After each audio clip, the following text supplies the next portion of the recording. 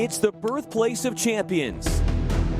For 50 years, the best junior golfers in the nation have played the Junior PGA Championships.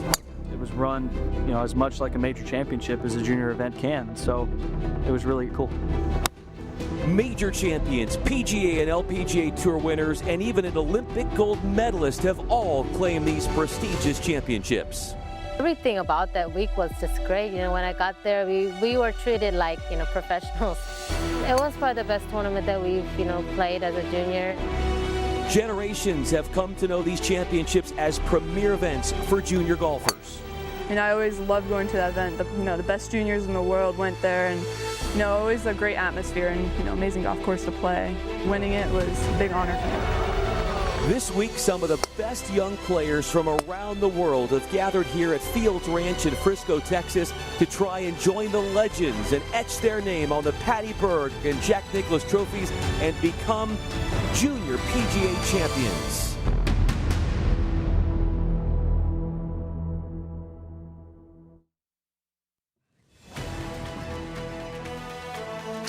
The PGA of America proudly presents the 50th Junior PGA Championships. We welcome you to Fields Ranch East at PGA Frisco in Frisco, Texas. In association with Omni PGA Frisco Resort and Spa, the City of Frisco, and the Northern Texas PGA Section Headquarters, we are so proud to be live here at the home of PGA of America, broadcasting the Junior PGA Championships for the first time from the PGA.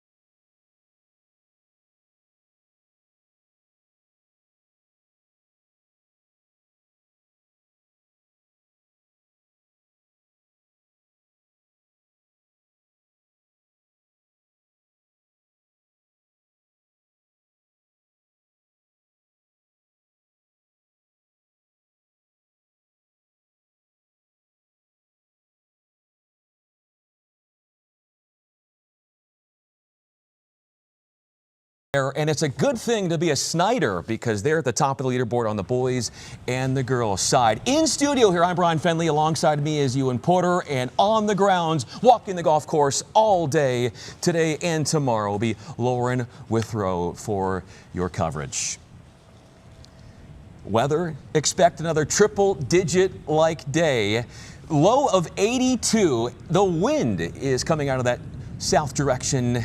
Hot and partly cloudy skies encompassing this fine golf course. We're going to take you out to number 4.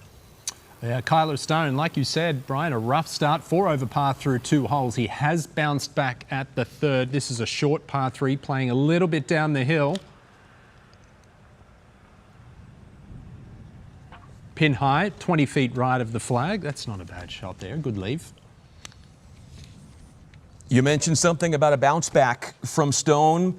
That happened a moment ago. We're going to show you that momentarily. But earlier on the day, we saw Charlie Woods, and he played his third round. He made the cut. There was the first cut after 36 holes, 60, tied for 60 and ties, made it into the third round.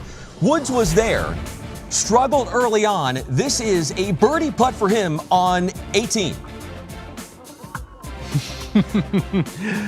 All round good putt. It was a tough day for Charlie. Made the cut last year. He made the 36-hole cut, like you said, this year, but it is top 30 and ties heading into the final round, so he's going to need the wind, I think, to pick up quite significantly. Today went 5 over 77. He was part of the first group to tee off today at 7-10 in Stone. After the triple on 1, the bogey on 2. A birdie try at the third to try and make things up a little bit here early on. Par 5 over 600 yards. So trending in the right direction once again. Stone led after the first round, and he led after the second round. Welcome into the studio. Alongside me is the multi-time winner on the Korn Ferry Tour, Ewan Porter. I'm Brian Fenley, and with all the prestige around this fine event, it's not just the fact that you win this trophy, but it's what this trophy, Ewan, can do in setting you up for the future. Absolutely, no question. It has such an illustrious list of champions. Players from 15 different countries represented here. 5 different major champions over the course of the last 25, 30 years. Several winners on the PGA Tour and the LPGA Tour. There's so many terrific pathways from this tournament as well. 3 different international exemptions on the on the boys and girls side, including a Korn Ferry Tour event, the Augusta National Women's Amateur. So you are looking at the future stars right here. We certainly are, and we're going to show you later on how some of those future stars have taken this event and gone on to do wonderful things at that next level. So we've got so much to show you. 4 hours of coverage. There was the cut after 36 holes, tied for 60, and the top 60 in ties. And then, as you mentioned, today there's another cut after the 54 holes are done. Top 30 only make it to the final round tomorrow. Yeah, and I mean, I like that idea. Obviously, there's only going to be somewhere between 60 and 70 players teeing it up tomorrow, but you got to think the winner's going to come from somewhere in the top 10 to 15 players. But it's certainly bunched leaderboards right now. It's anyone's tournament. Like we've seen, the leaders of both on the boys and the girls side have struggled early on. But this is a tough golf course. It's a major championship venue. We're getting a preview at what the best in the world are going to see in May next year at the PGA Championship, and there's some seriously good talent out here. There certainly is. And there were players, 1 round in the first round, they did the East Course, 1 round in the second round, 3rd and 4th rounds are at the East Course. We're focusing on that now. Let's go to number 4, hole number 4 here. And this is the par 3. Playing 143 yards for the boys today. Does play 6 yards downhill, the pin in the front right portion.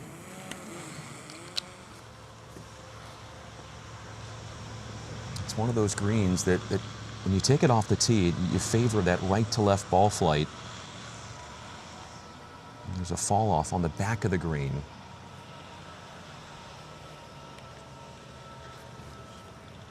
So this is Stanford, and we mentioned just in passing that every one of these players had 1 round on the West Course. He fired a 63 yesterday. Incredible. Absolutely incredible. Bogey free, 9 birdies, 9 pars off the back of a 2-over opening round. It's been a rough start as well today. A triple bogey and 3 bogeys between these 3 players in the first 2 holes. Nerves, no doubt. He's coming back up the hill. Yeah, it's a good roll. There's quite a discrepancy between in the green speed between putting uphill and downhill. They're very downhill. They're very slow up the hill. They're very quick back down the hill. And it's not often you get too many flat putts out here. There's quite a bit of undulation on these putting surfaces. This hole so far today is playing 3.14 strokes on average for the golfers. And 5 birdies so far. Most birdied hole on the front 9 has been number 7. We'll show you that later on.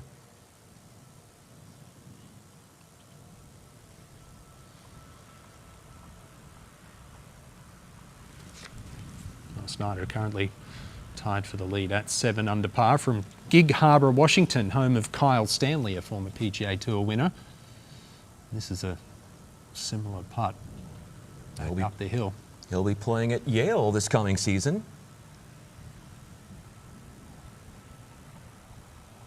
So he's obviously pretty intelligent too. That intelligence put to the test with how challenging it is to read these greens. Yeah, it is. As I said, there's a lot of undulation. It's very rare that you get a straight putt or a flat putt out here. Look how quick this one is for Stone down the hill to go back to back, and he's done it. Wow, he is bouncing back, isn't he? After 4 over over the first 2 holes. He's gone birdie since. Well, that's really showing some quality mental fortitude.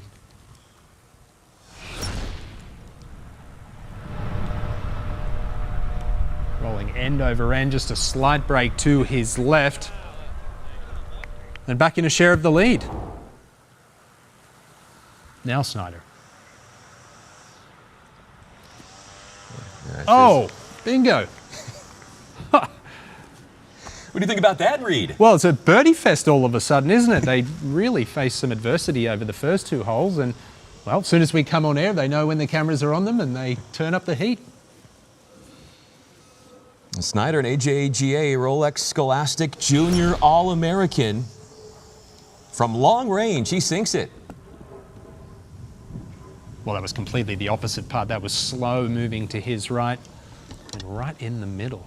And that's the outright lead for Snyder at 8 under par now.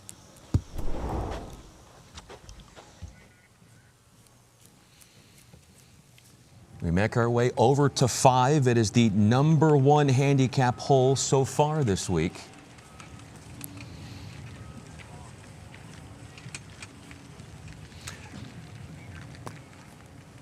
I think it's important to mention as well that we're alternating groups as well between 3 boys and 3 girls and 3 boys, 3 girls.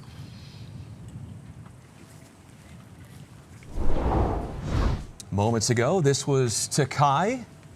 Her approach going into the 5th green. Yeah, you referenced the #1 handicap hole, and no wonder it's 401 yards back into a prevailing breeze. That is a terrific, high-quality shot from Takai.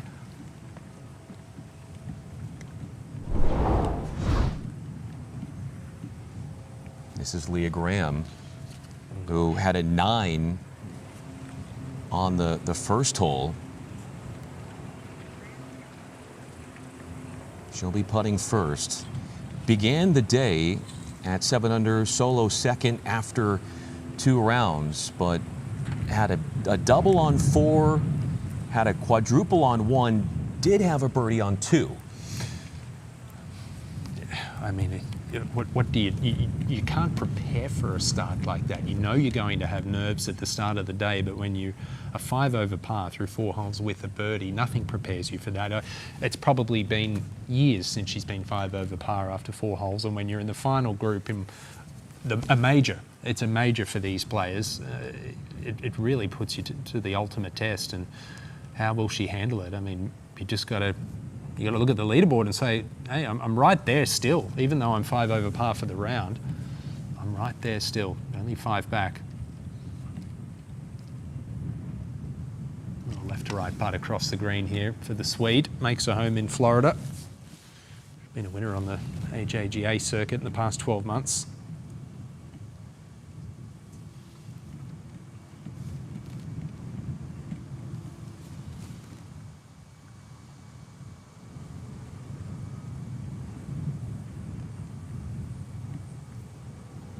Always low early on. Never had the speed, and that's dangerously short as well. The wind is really whipping out there. It was quite generous, quite modest breeze the first couple of days, and it's going to test the players today. I know when they had the women's major here last year, the KPMG PGA Championship, it was 30-40 miles an hour each day. Well, how much do you think the wind could affect the scoring today? Oh, no question. This is a difficult golf course, and I think it's going to play maybe a couple of shots harder than what it did over the first couple of days.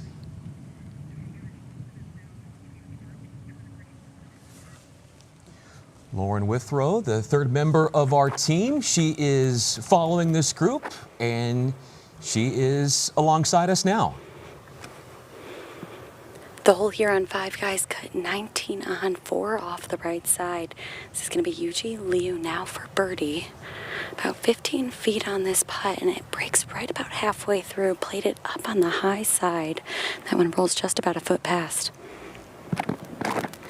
You guys were just talking about the wind. You can see this flag here. They were playing straight into it, and this course set up really every single hole pretty much runs almost nearly directly north-south, so the wind is going to come to play, but it's going to switch up quite a bit on them as they make their way through this golf course. Now, Alexa Takai has a really good look at birdie here. Hit her approach to just about 6 feet.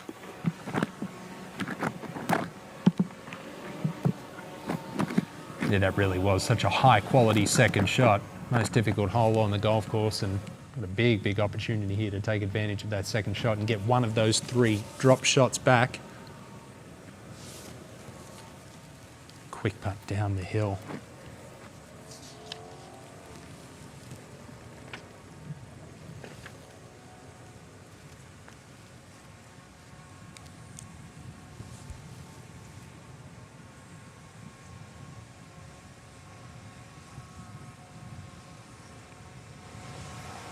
That's a terrific bounce back into the solo lead at 7 under par. Young lady from Hawaii. Her sisters are both playing on the Boston College golf team, and her brother's committed to Dartmouth. You think there's some intelligence in that family? I would love to watch all of them on the golf course at the exact same time and see how they go about their shot making a little bit differently and the strategy that goes into that. Here's Leah Graham. She got on a birdie fest. First time playing the East Course this week. Had birdies on 1, 7, 9, 10, 14. You saw from the first putt, came up considerably short. It was losing pace, moving to the right, so you've got to keep the pace up here, otherwise it's easy to miss this one low on the right-hand side. Good roll, good putt. Important one too.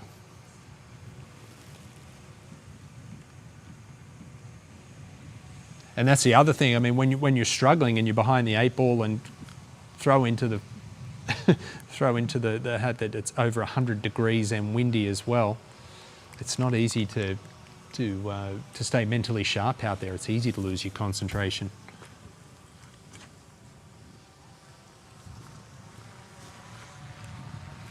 And that is Liu cleaning up for her 4. Update on the leaderboard.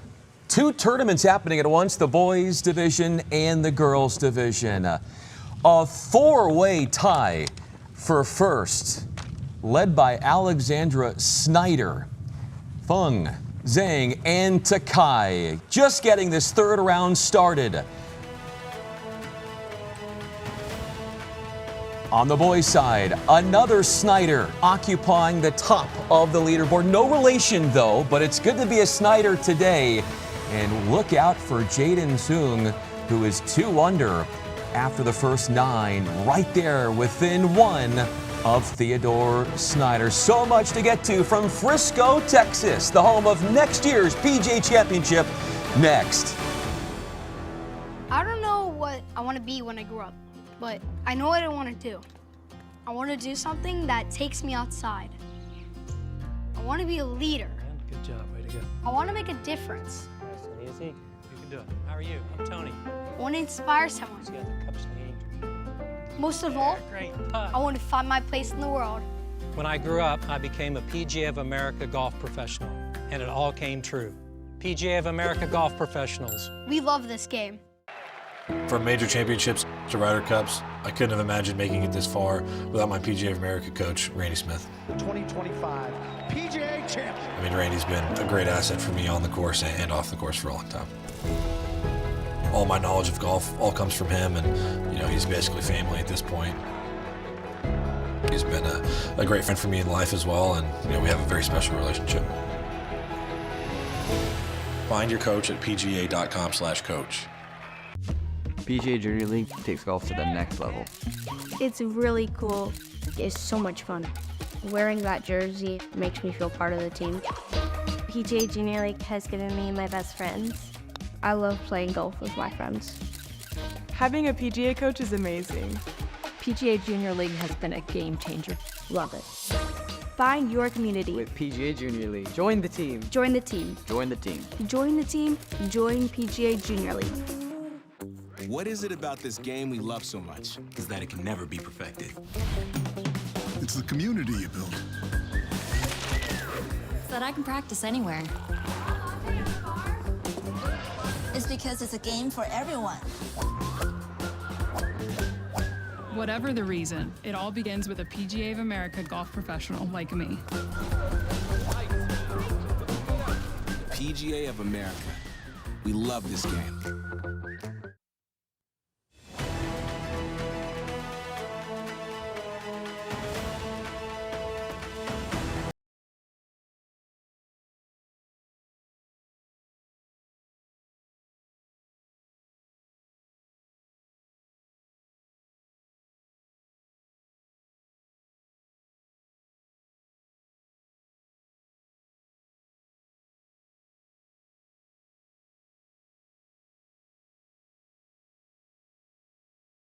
Early goings of this third round, the boys and the women's divisions, coverage for multiple hours throughout the day. And helping us with that coverage on the course is Lauren Withrow, who is battling the elements and a lot of wind as well, as you can hear. Quite a bit of wind down here, also temperatures up to around 100 degrees. So this is definitely a true test of championship golf here in Frisco. But the PGA of America pours as much love into this event as they do any other major. The same personnel that's putting on the Ryder Cup and the PGA Championship are not only designing this event, but they're out here on the course. From Chief Championships Officer Carrie Haig all the way down to the rules and setup teams, they're putting every detail to make this a true test of golf to discover the best junior golfer in the world. The girls will be playing from 5 at the same distances as last year's KPMG Women's PGA Championship, while the boys will be teeing it up from the same yardages as 9 of the upcoming distances at next year's Men's PGA Championship. So throw in those weather conditions, guys, and we are definitely going to figure out who in the world is the best junior golfer out here. Now, looking forward to it, Lauren, and looking forward to watching your reporting throughout the day. The 5th hole is one of those holes that will be the same tee position for the PGA Championship next year. This is on the 5th, number 3 for Stone. Yeah, you're in trouble off the tee, had to pitch out. That was a terrific third shot, so an excellent opportunity to salvage a par out of it. Someone needs to get Lauren a hat.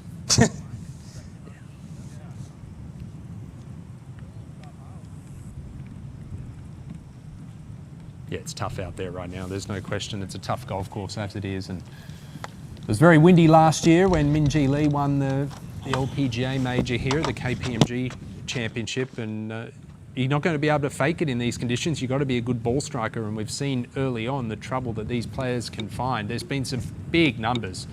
We've seen some other players make a run and then lose some ground in the middle of the round. Very difficult to avoid dropping shots out here. When you're playing this 5th hole, a lot of times, generally speaking, the wind is at your back. And when you consider you in the toughest putting holes, a lot of people say that this 5th green is right up there. There's quite a few different slopes on this green. It slopes quite significantly from back to front, but you've also got a few different swales in the back left portion of this green. Like I mentioned earlier on, there's such a variance between putting uphill and downhill, it's difficult to constantly gauge the pace correctly.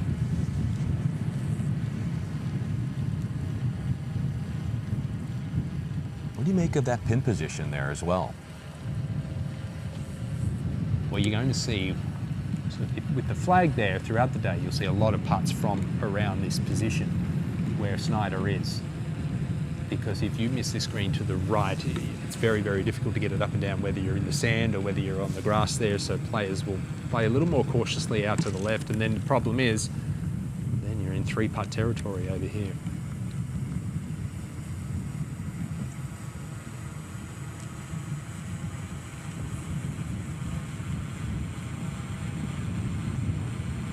So it's been a very up and down start, but all credit to Stone. I mean, with the adversity that he's faced, you would never know looking at his body language. It would be very easy to slump the shoulders and look like the world's against you, but his body language is really good right now. He has a chance, if he will make this subsequent putt, to go 3 straight holes under par after the start that he had. Meanwhile, this is Stanford. slow, moving from left to right. That is a terrific putt. Really, really well judged.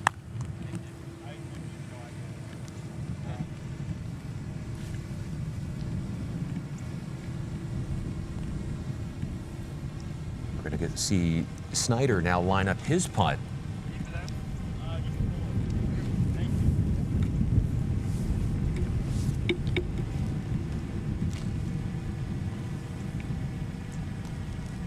See a lot of undulation in that green, and when Stanford yesterday played the West Course, he had the 63. How about this? He had a 29 on the back nine.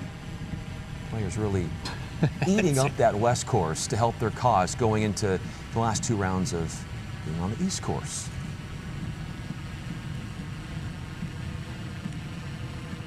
Oh, the terrific putt on the previous hole had a similar left to right break on it, but that one was never ever started on line.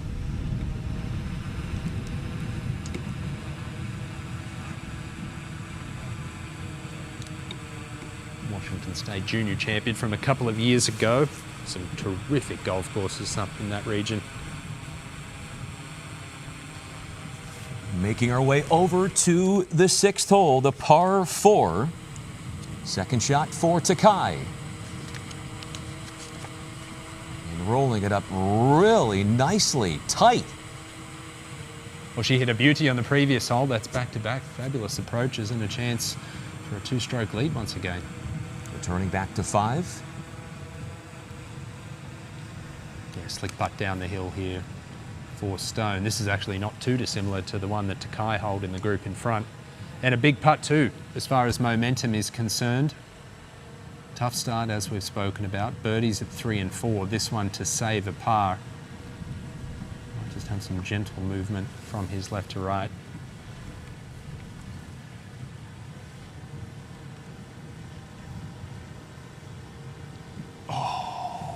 Did too. It just lost pace.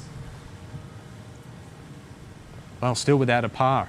Well, misspoke because he did have, as you said, he had birdies on the 2 prior holes. That one was a par putt. And again, this 5th hole, #1 handicap, and you see it with a bogey from your 36-hole leader right there.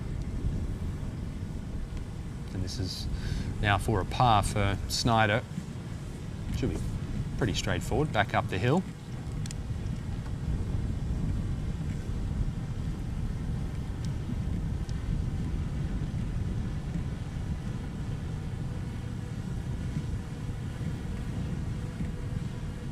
I love the way that name rolls off the tongue too. Theodore Snyder. You have to be a star on the PGA Tour with that name, don't you? It just Theodore Snyder. I love it. Tell you what, I love the name Theo.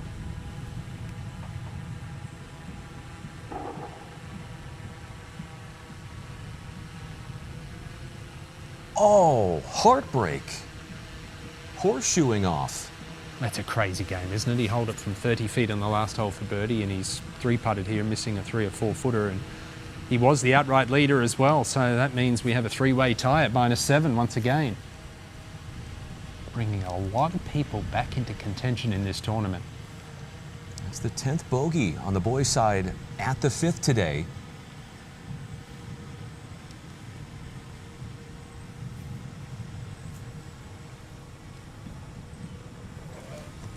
Been a rough start for Stanford. He's dropped a couple of shots, but he's only 2 shots back.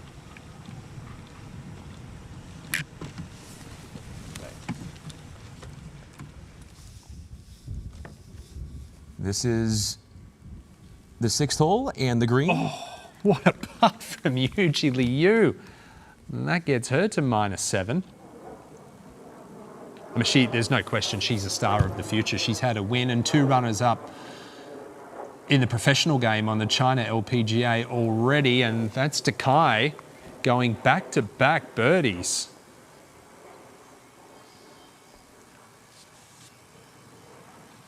So that gets her back to 8 under par, and we'll keep her 1 stroke ahead of Liu when that leaderboard is updated.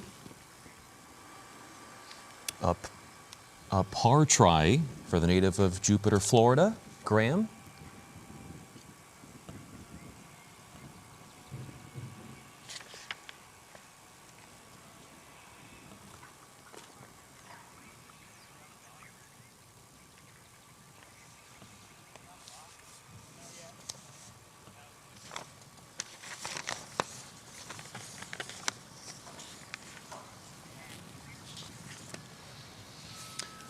Well, Takai there at 7 under par. She's actually just made a birdie at number 6. That will get her to 8 under par, and Liu's jumped up to 7 under as well. But it's pretty crowded. Good to see, not biased of course, the Australian Rachel Lee down there at -2, jumping inside the top 10.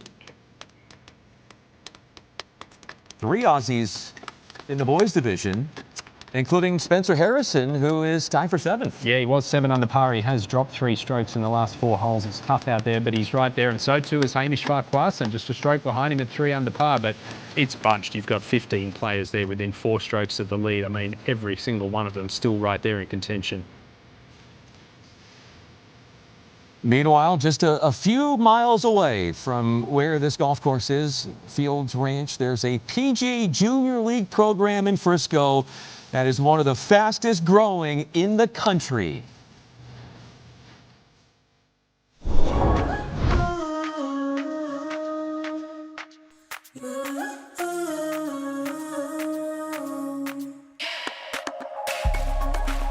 I've made some of my best friends at PGA Junior League. PGA Junior League has been a game changer for my son.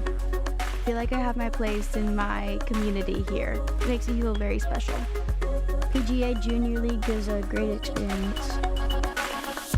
When Travis Lynch started his PGA Junior League team last year, he hoped for success, but the response far exceeded his expectations. It was the first season sold out. I knew we had hit a home run. We're being asked all the time to, when are we going to have another program? When's the next match?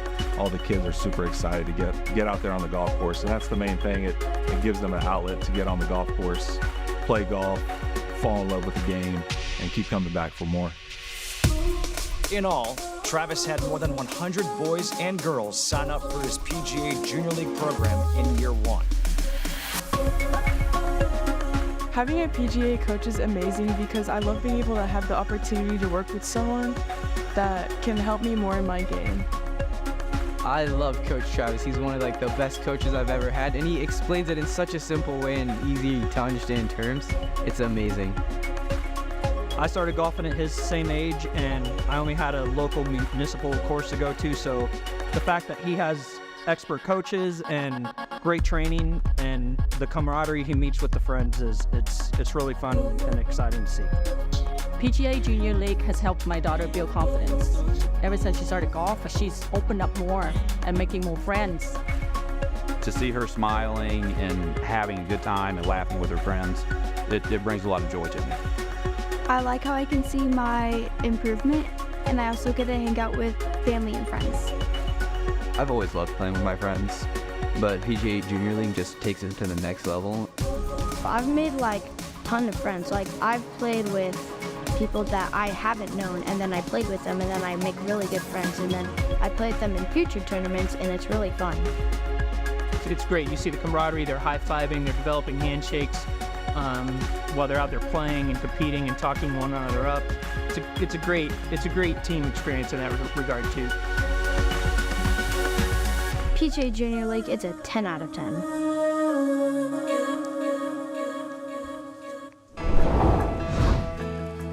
What you love about the PGA Junior League is bringing friends, families, and communities together through golf, all with expert PGA and LPGA coaching. Find a team near you at PGAJuniorLeague.com.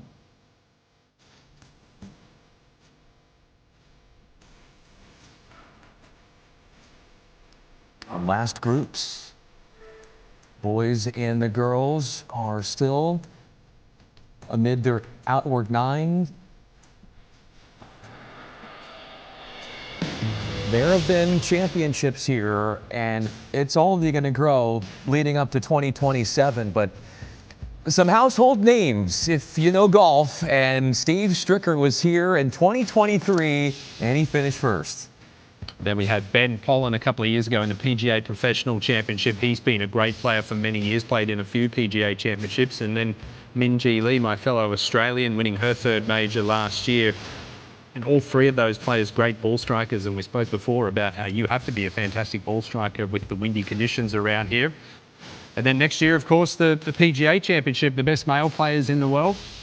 will descend on this golf course. It'll be a great showcase.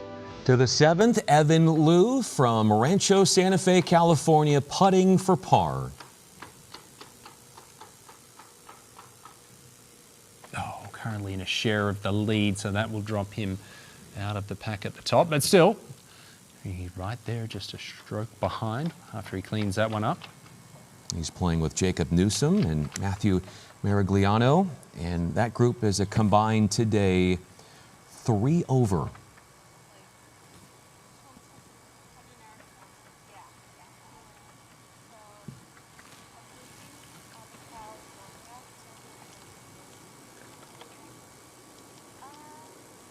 Well, 66 in round 2 for Marigliano. That included a pair of 6s on the scorecard as well. Been in good form. He's had a couple of top 5s in AJGA events this year. Up the hill, moving left. And that caught a significant piece of the hole, that one. From Palm Beach Gardens in Florida. Become a real golf mecca down there in the last 10, 15 years. Best players in the world making their home in that region. Had a 72 on the East Course and then followed it up yesterday. Marigliano with a 66 on the West. Yeah, Evan Liu's been in good form too. Made the round of 32 just a couple of weeks ago at the US Junior Boys Championship. Top 25 in this event last year. Another one who's sounded a verbal intent to UNC Chapel Hill next year.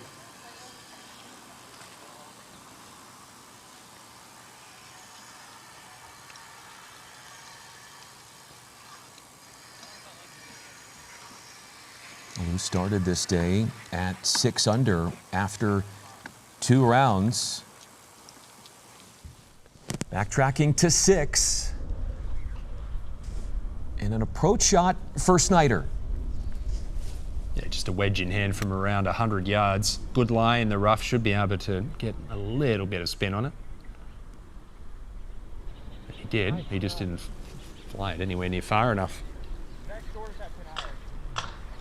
So that was moments ago. Now we pick it up live with Ainsley Stanford, class of 2028 out of Oklahoma. Yeah, similar shot, just 5 yards closer here. Bringing it in very high.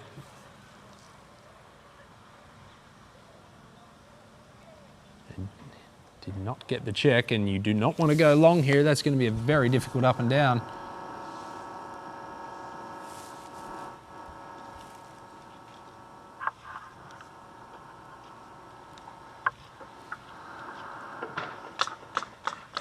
Well, you've almost got to backstone the start that he's had to keep this run of non-pars going here as well. Just a sand wedge in hand from the fairway. This is a green light flag. I expect this close. Could he make another birdie?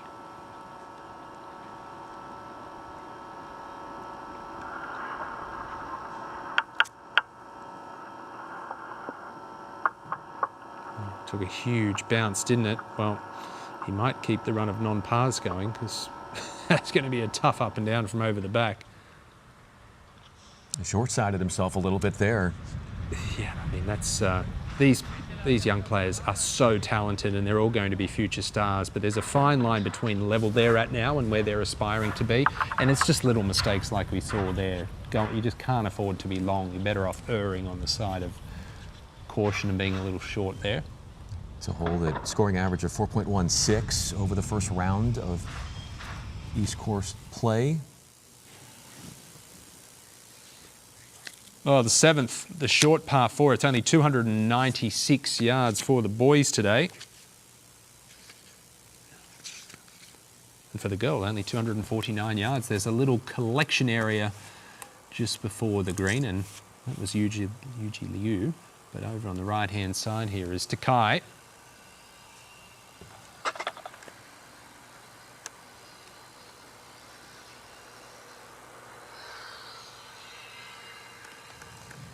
Lauren Withrow is following this group. Hey, Lauren. Hey guys, yeah, Leah Graham and Alexa Takai both hit their tee shots into this right green side bunker. This is Takai now. Today, this pin cut just about dead center of the green. And that was really well done, rolling right at it, but didn't have many breaks. She's going to have a long uphill putt to bring that back. Oh, my. Look at that rollout. Gosh, yeah, that is. She had enough green to work with there, but that's a big, big error. Now she's going to have a brutal task of getting that one up and down. Leave that one short, it'll roll all the way back to her feet. Meanwhile, Liu. Well, Lauren, it's a short par 4. That's its defence, the green. I mean, you can hit it on this green and make an eagle, but you can look pretty silly quickly like Takai just did. Yeah, and Leah Graham was frustrated after her shot out of the sand. It just cut onto the fringe and trickled about 3 feet onto the green. But I think Leah Graham's probably happier she's in that position after seeing what just happened with Alexa Takai. Now over to Liu. Her tee shot was just short, rolled back down into this collection area. She's got a wedge in hand. It's flayed wide open, Ewan.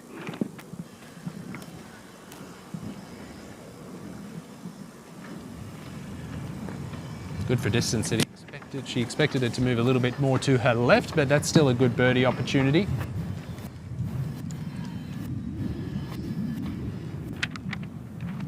Over the last 10, 12 years, there's been so many good young players, female players especially, coming from China, all following in the footsteps of Shan Shanfeng, a former world #1 and major champion.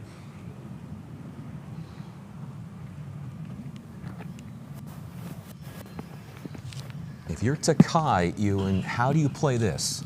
Well, really, it all depends on a lie. I'm assuming Lauren hasn't had a chance to get down there and look at the lie. She's got the lob wedge wide open, and that's fine if the lie is good enough. But when you're playing uphill like this, the last thing you want to do is leave this short and have it come back to your feet. So I'm looking at the flag itself, the top of the flag, and aiming for the top of the flag just to ensure that I get the ball all the way up there. I'd expect this to be past the flag.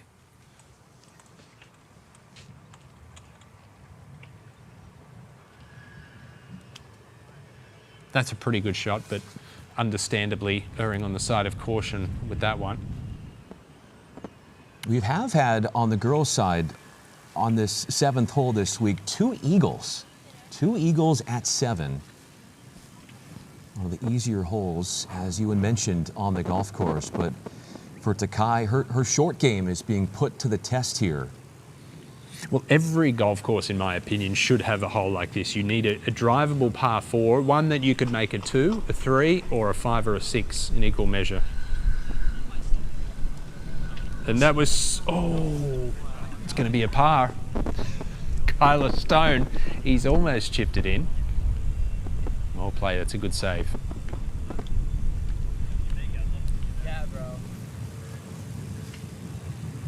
Back to that final girls group.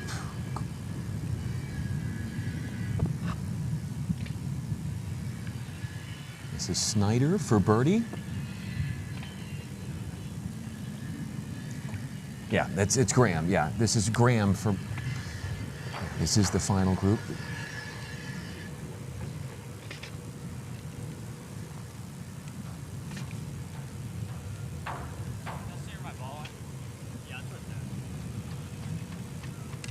Didn't hit it. No, did the same thing back at number 5 as well. Real struggle today for the young Swede.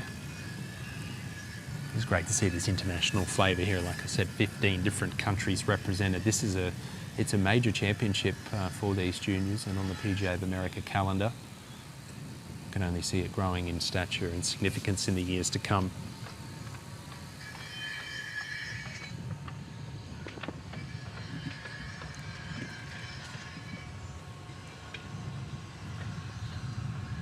Liu hitting her 3rd. Yeah, good opportunity for a birdie here, moving from her left to right.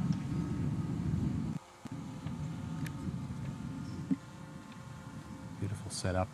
Cross-hander keeps the putter very low to the ground through impact. Oh, what a great roll. Hold a beautiful putt at the previous hole.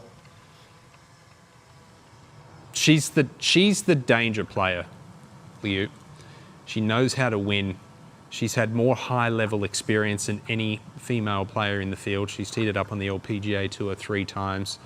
She's played several China LPGA Tour events, which is a great tour. She's going to be right there at the end regardless.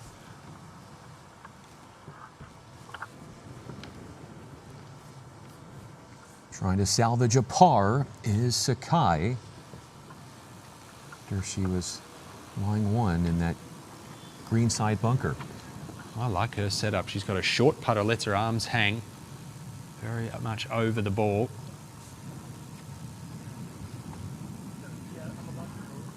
That's a terrific putting stroke, and it's a terrific save, Brian. Clutch up and down.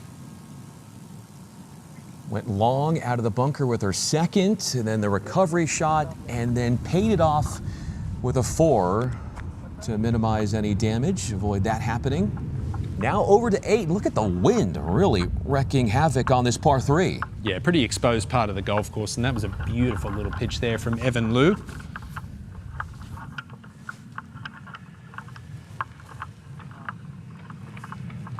Hung in there right by the crease.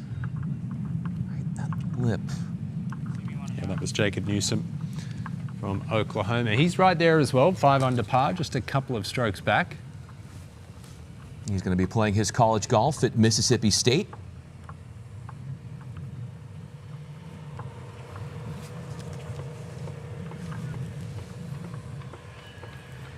Marigliano. Good tee shot in here, a good chance for a birdie.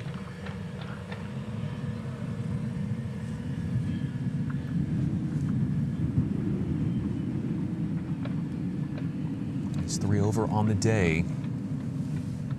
Needs it.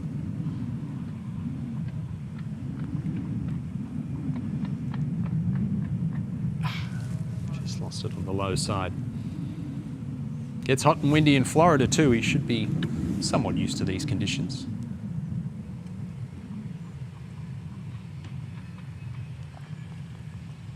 Had a 6, Marigliano at that 459-yard par 4 second. Had the double there, the bogey 4 at the par 3. The first par 3 on the course at 4. Good par save there for Liu. Didn't waste any time. Good to see. Just 1 stroke behind.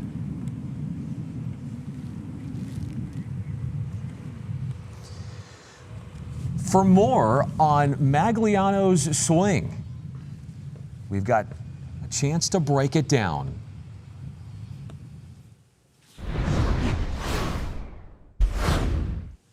Here we have Matthew Marigliano playing out of Florida, hole number 8 here at the Field Ranch West course, one of the drivable par 4s, and what you'll notice is his alignment is going to be a little bit left of his intended target here. He's favoring playing a cut shot, keeping it over the fairway, ensuring that his ball lands safely in play. And one of the other things he's going to do besides lining himself up left of his target to ensure that cut is he's going to have his right hand on the golf club a little bit more on top, and this allows for him to keep the club face a little bit more in an open position at the top of the swing. As he transitions down, it's going to give him the ability to rotate much harder into the ball, flighting the ball lower and having more of that squeeze cut that keeps it in play and flights the ball low. And this is why he's in contention this week. Update and check-in on the leaderboard. Jaden soon getting out to that strong start.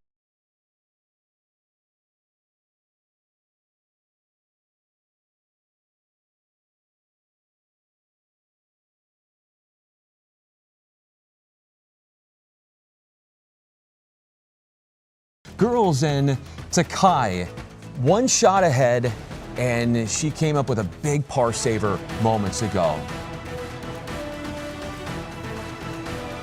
Yuji Liu coming off a birdie at 7.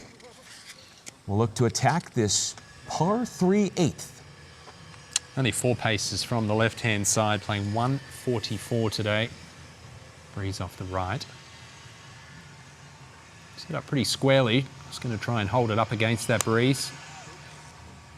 Good looking golf swing, very tidy. Oh, and it's a tidy shot as well. Sit down there. Well done. Keeps it on the putting surface. It's been the most parred hole, this 8th, coming into today after the early rounds.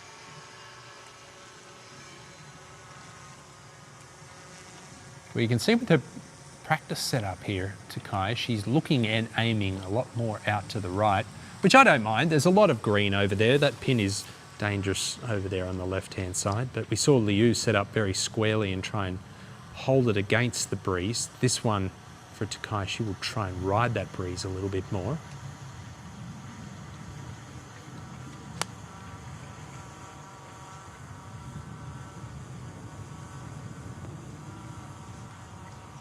That is a beautiful shot. Sit down there as well. It's very difficult to get any spin on these greens, this Bermuda grass. You won't see too many balls ripping back. Everything will release a little bit. She could also get a little bit of a teach there from Liu, considering where her putt for birdie will be. Leah Graham coming off the bogey 5 at the 7th. Yeah, it's just been a horror start. Nightmare start.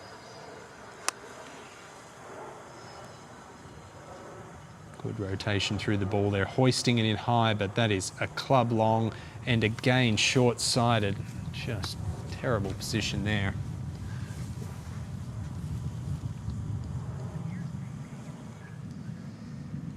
From one par 3 to another.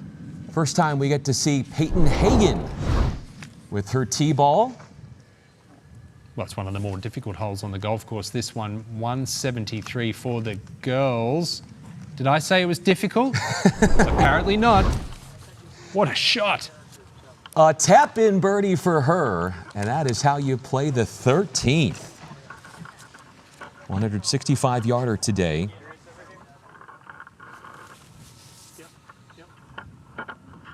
Good overhead shots there. It's generous, this golf course. The tee shots, the approach, most of the approaches to the green, there's room there. The putting surfaces are large, the fairways are generous, but there's a lot of trouble lurking too. There's also a lot of flexibility as to where you position the tee.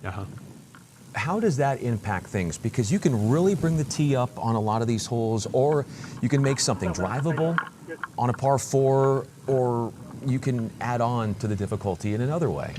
Yeah, it was interesting driving around the golf course yesterday. It's a common theme for Gil Hans, the course architect. He does that at a lot of his golf courses where holes can vary in yardages quite significantly. You'll see it again here at the PGA Championship next year. The 7th hole, for example, there'll be multiple holes where it'll be drivable one of the 2 days, but then it won't be another couple of days. I like the flexibility. It can be very, very enjoyable playing it in that fashion. Gil Hans, the architect of this fun golf course, which opened in 2023. He mentioned in an interview recently about their Bermuda grass and how it allows the ability to affect the mow lines and widen the fairways and shorten them. And we could see, he alluded to this, fairways are going to be not as wide when the PGA Championship comes in, just to add on to the challenge for the golfers. Well, I think playing it in May, it's going to be windy. It's not going to be as hot now. The rough's going to be thicker, the greens are going to be firm, the fairways will be narrower. They are still the best players in the world, and I think we'll see some good scoring, but it's going to be a real challenge. And the state of Texas, they deserve a major championship. They've had a lot of tournaments here on the PGA Tour over the years, and the crowds really get behind all their sport here, as we know in this state. But having a major championship here, it'll ramp up another level altogether. With that said, of the 3 in this final group on the girls' side to not reach the putting surface with her tee ball, that would be Graham. A tough chip. Well, she's short-sighted in this bunker over the back here. Only 4 paces from the edge is this flag. The one saving grace, it is back into the breeze a little bit, so that will help her create a little bit more spin, and it is a good clean lie.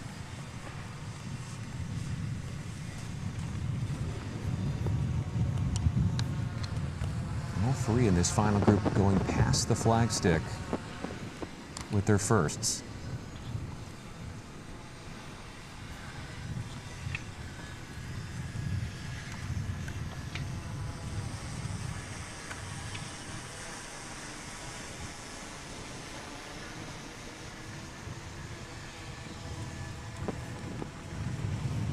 Some extra time just to assess. What do you think's going through her mind right now? She steps into the bunker, second guessing herself and her decision making on how she wants to play this shot?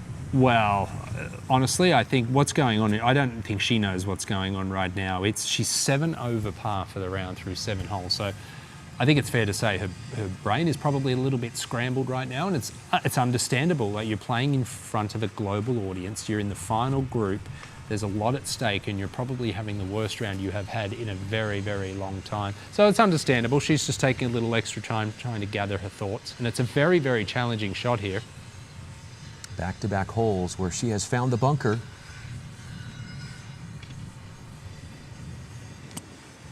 Oh, that was a really, really short backswing. Not what you want when you're trying to create some spin, and staring another bogey in the face, unfortunately, here. It's going to be a long comebacker.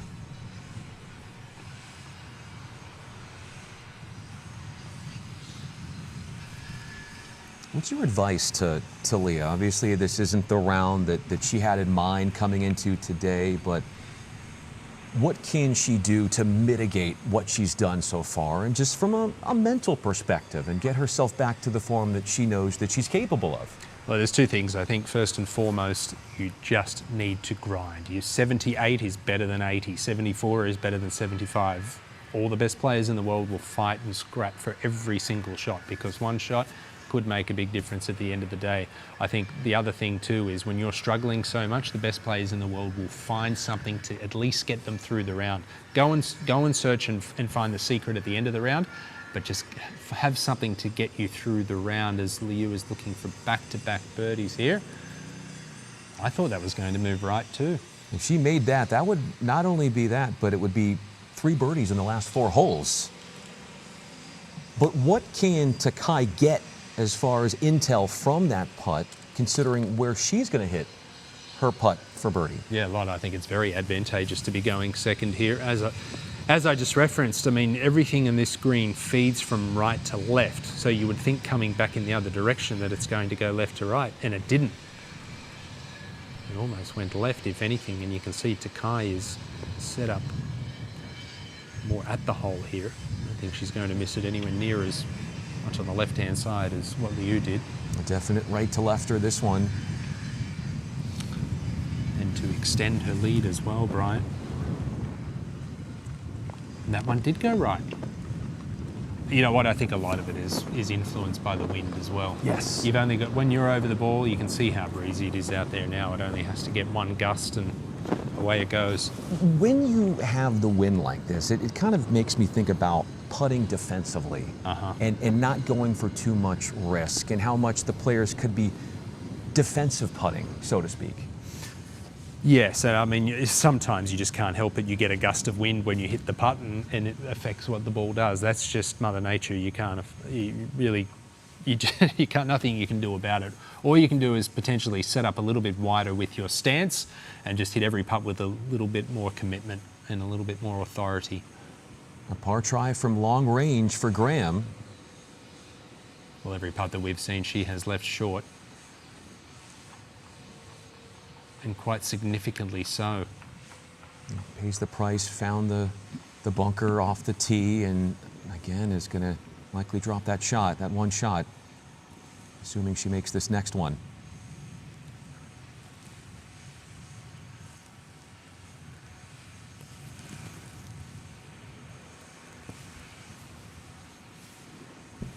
No gimme here either for Liu. This is still 4.5 feet. Would you quantify this as a tester?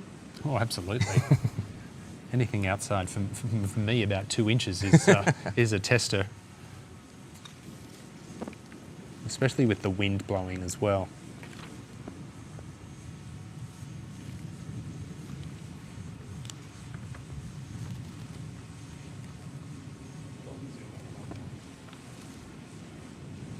a good roll. That's such a good putting stroke. She was top 10 in this tournament last year as well. Just goes about her business like a tour player, like a professional. Stays within a shot of the leader, Takai, who eyes a par look of her own.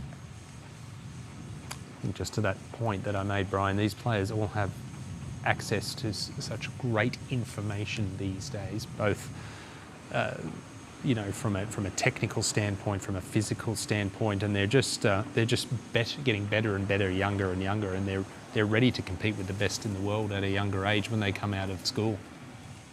There's so much pressure to perform at such a young age because of that.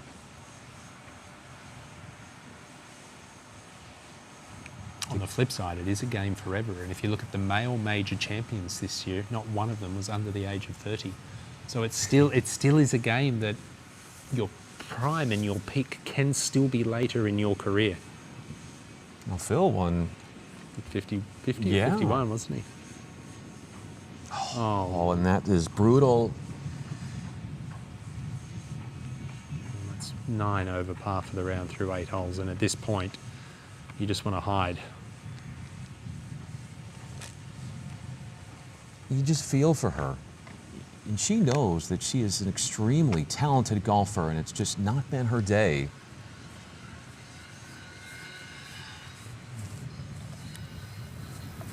A birdie try for Stanford. Casually knocks it in. And that gets him to 6 under par, right there in contention in the final group. The young man from Oklahoma. Look at him giving himself a little pep talk there, a little pump up. A birdie look in his own right for Stone. Love this setup with the putter. The heels just slightly off the ground. Hands high, a little like Steve Stricker, who won here 3 years ago. Still only has the 1 par on the card. This has been a great bounce back and fight back from Kyler Stone today after that terrible start. He's back in a share of the lead. He is. There are 3 in that share of the lead. Soon, Snyder and Stone, all at 7 under. As far as the girls, Takai holding on, 1 over on the day, and fallen back, but does lead by 1 shot. As Takai and that final group go to the 9th, and we'll be back to check it out next. Getting to spend every single day at the golf course is kind of like a dream come true. I'm the one that creates the experiences for other people to play, and I actually really love that part of it. It's such a rewarding career where I get to see the students progress. I get to see them fall in love with the game. I'm helping develop the next generation of golf professionals. I loved my experience, and I love being able to provide that experience for others.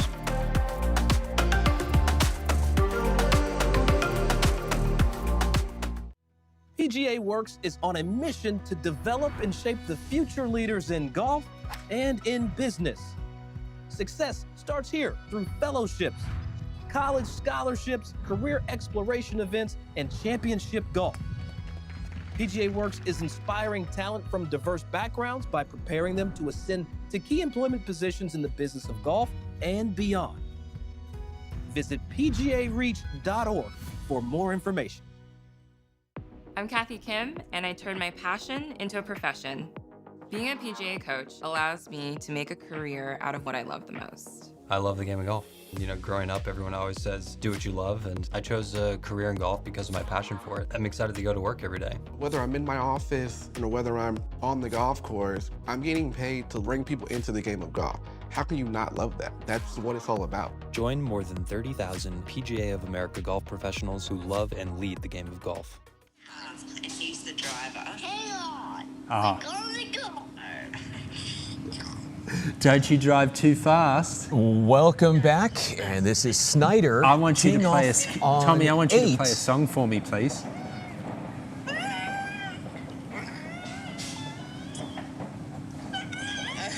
enough. That's enough. And the car tickles him sometimes. That was it on 8. So that's our final group. Snyder a part of it.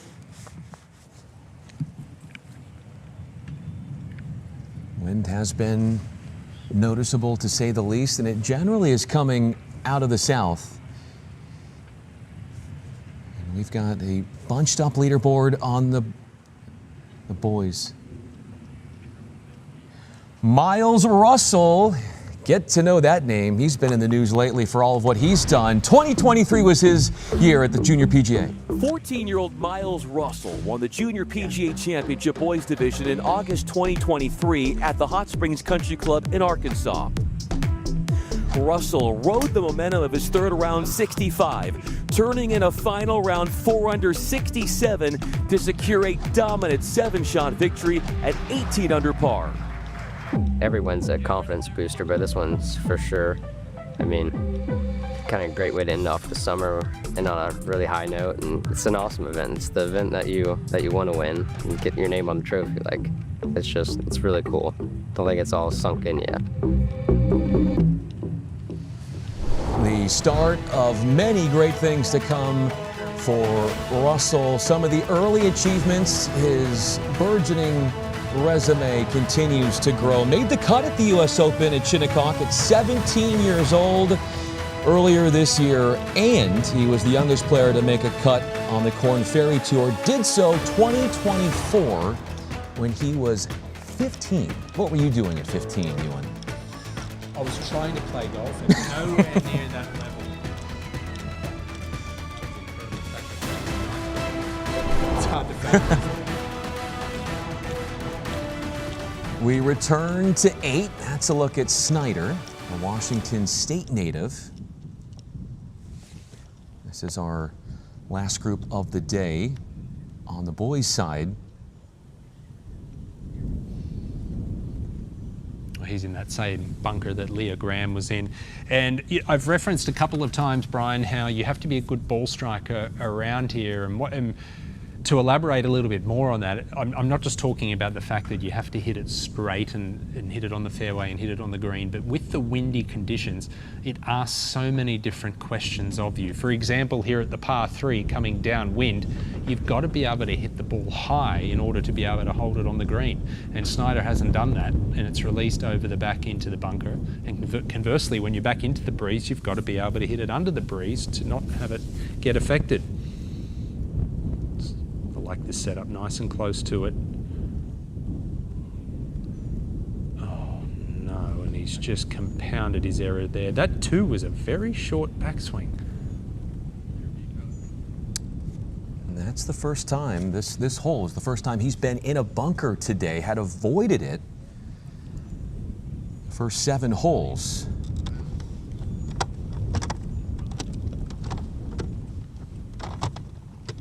This is so good and such a terrific experience for them playing in front of the cameras. Not just because if you're on camera, normally you're playing well, but to be able to play in front of a global audience and also see how you face adversity as well in this type of situation, that tells you a lot about your character as well. You can learn so much from it.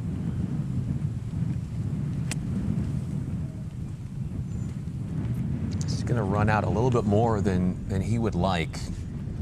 Just happy to be on the dance floor, putting for bogey. And if he makes that, that would be bogey number 3 on the day for him. Yeah, I think he'd be very pleased to make that. He's staring a double bogey in the face here, and really that's just an error, just a rookie error, leaving it in the sand there. Should have been erring on the side of caution the first time around. To be able to look back for these players, the ability to be able to watch this back and reflect on what you did well, what you did poorly, what can I learn from it, how did I face certain situations. I mean, it's invaluable, it's priceless. We didn't have these opportunities when I was 15, 16 years of age. And they've got to figure it out themselves. Yeah. There's no caddy out there.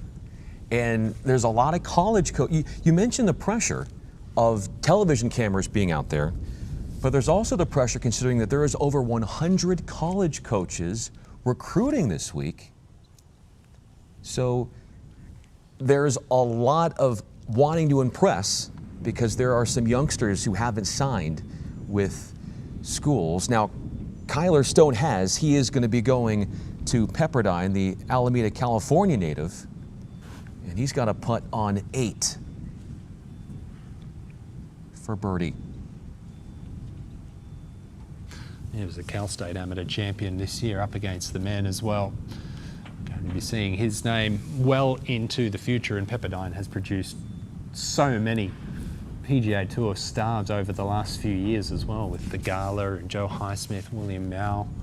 Andrew Putnam. Andrew Putnam, of course. Yeah, that's just, I'm talking about just the last few years.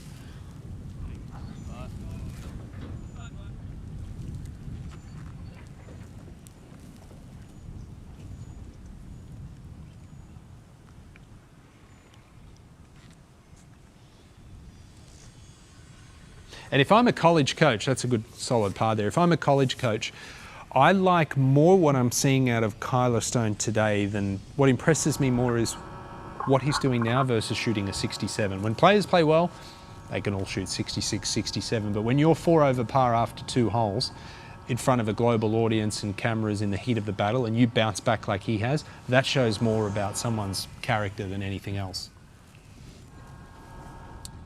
Coming up just short is that putt from Ainsley Stanford. That was his look for a birdie. Now this for a bogey for Snyder after he couldn't get out of the bunker with his second. Well, he's been a little hot and cold with this club so far today. Hold a couple of really, really good putts. Had a 3-putt as well back at number 5. Would love to pour this one in and just drop the 1 stroke. Sometimes there's good bogeys. This could be one of them.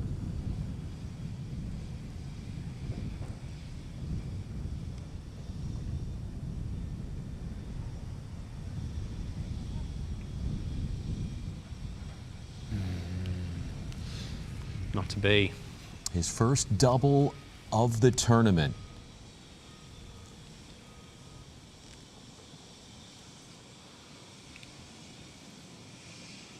After bogeying 2 and 5. And keep in mind that for Snyder, this was a hole in a previous round this week that he birdied. And now he's going to come up with likely a 5.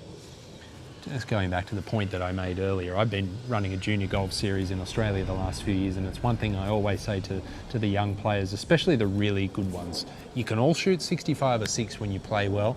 It's the ability to turn a 77 into a 72 that the best do better than anyone. And the only way you learn that is from getting the reps in the heat of battle. And for example, Snyder will think back and look back at that and say, well, that double should never have been worse than a bogey.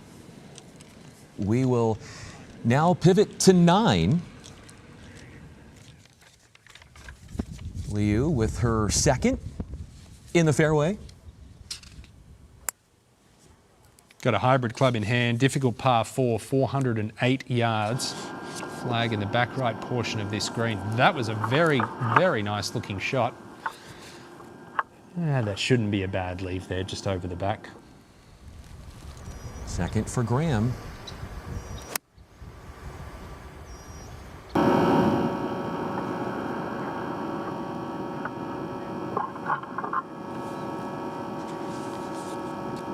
This is the 9th hole. It's about 100 yards less for the girls compared to the boys today. Over 500 yards all the way from the back of the boys' tees. And that bunker there in the middle, that really comes into play. It's 273 past that bunker, but then it's 335 to run out before you get to the water there. So you've got to try and put something in that region, but no matter where you put it, you've got a long second shot to an elevated green. This is a really, really difficult par 4, this one. You walk off here with a par, you are going to be very, very pleased. Thanks to our partners at 2K Sports for providing the hole-by-hole flyovers. Takai from the bunker. The last time she was in a bunker back at 7, she blew it right over the green down the other side. That is a good effort there. That wasn't an easy shot for our leader.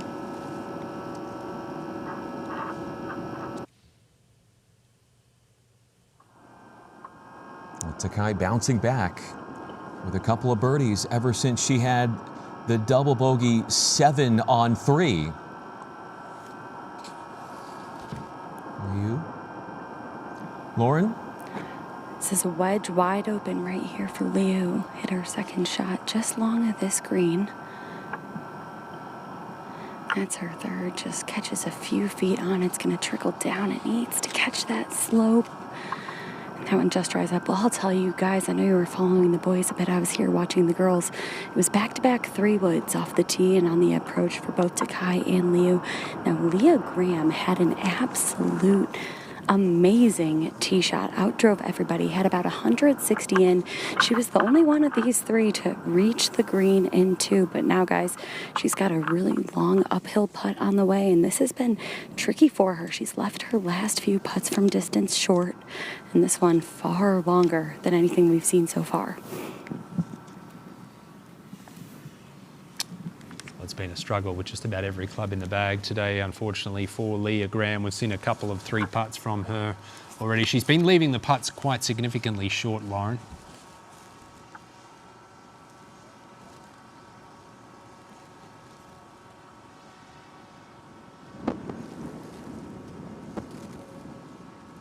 A birdie look for her.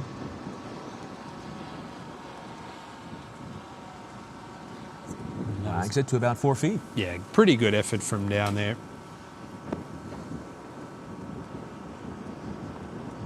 It started not the way she was hoping for. This round for Graham, a 9 to begin. And she's been trying to play catch up ever since.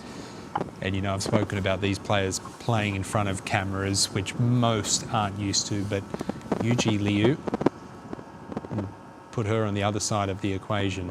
She has played in 3 LPGA Tour events. She actually contended the Blue Bay LPGA earlier this year, where she finished tied 12th.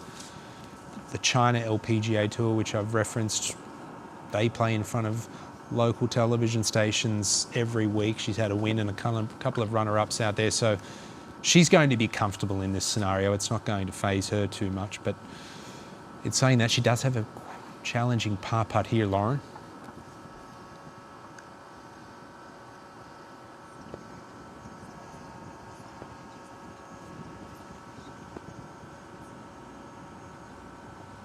Check in with Lauren in a moment. I love this putting stroke. Downhill. This to get to 8 under. It's a par, excuse me. Yeah, so that will keep her at 7 under. Terrific save.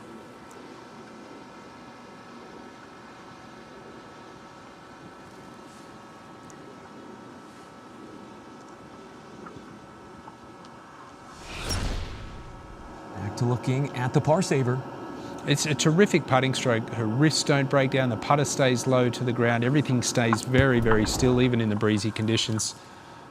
And this is a good putting stroke as well for Takai, but a big putt because this is to keep her in the lead, Brian. Trying to avoid a 3rd hole where she has shot over par today. She rolls the rock beautifully. These girls putt so well. And 2 different styles too. Liu putts cross-handed, more regular setup for Takai, and a much shorter putter.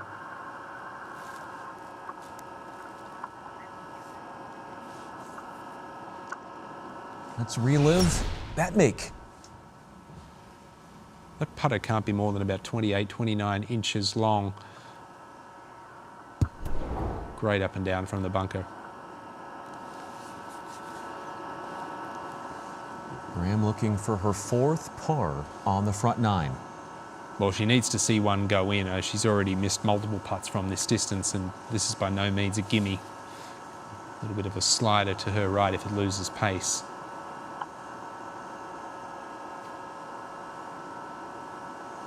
Oh, no. Just did not turn, stayed on that left edge. At this point, I just don't think there's anything anyone could do or say apart from the fact just keep trying and just fight for every shot. Just shoot the absolute best score you can, because this is a nightmare of, to be honest, of biblical proportions for Leah Graham to be 10 over par through 9 holes. No one expects to go out and do that. Yeah, a 46 on the front 9 for Graham as she tries to recoup things as they make their way to the second 9, which is where we go next. Frisco, Texas, home of the 50th Junior PGA Championships. Third round, alive and well. Takai up there on the girls' side leading the way in part. And soon Stone there at 7 under on the boys' end. In every golf journey, the next opportunity is always just ahead. But some goals can feel like an uphill climb, even intimidating, especially if you're on your own. But in the game of golf, helping hands are all around us. Whether you dream of a championship or you're just trying to learn the ropes, PGA coaches are ready to provide the knowledge and support you need to take the next step. And a California kid is the new star in the game of golf. Just like my PGA coach has always done for me. Find your PGA coach at pga.com/coach. PGA Hope is life-changing. When I got out of the Army, I was lost until I found PGA Hope. I would have been a statistic if it was not for this program. The PGA of America professionals have been nothing short of absolutely amazing. I would describe PGA Hope in 3 words: courage, connection, and commitment. The best veteran-oriented program that I've ever seen in my life. PGA Hope saved my life.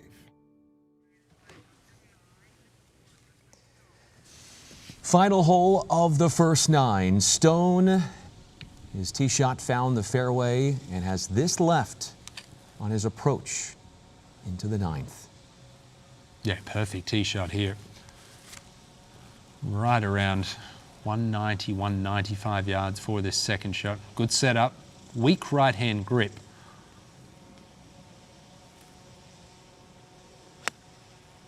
And that is a good move, terrific rotation through the ball. This looks like a good-looking shot too. Oh, it is. He is looking good after that horrendous start. I couldn't be any more impressed with how he's fought back. You mentioned his start. Triple bogey on 1 with an 8, followed by a bogey 5 on the second. But birdies at 3 and 4 and 7 have helped his cause. Into the green, looking to attack, is Stanford. Thought he got really quick through the ball there. Long uphill putt awaits him. Right where Leah Graham was in the group in front. Noticing a trend though, if you hit towards the back of the green, there's a lot of release. And a lot of these shots are off, these approaches are just flying off the back of the green. Really hard to keep some of these approaches on if you're going long. This golf course, it's still relatively new, only a few years old, 3 years old, so the putting surfaces are still pretty firm, and then you throw into the equation there's wind, that makes them a little drier. It's Bermuda grass, which is typically firmer anyway. Snyder. Good swing. Good looking shot here. Is it the right distance? All 3 have birdie putts in that boys' final group on 9. Yeah, tough hole over 500 yards. You'd take that. A couple of good chances there, I would say. One outside chance.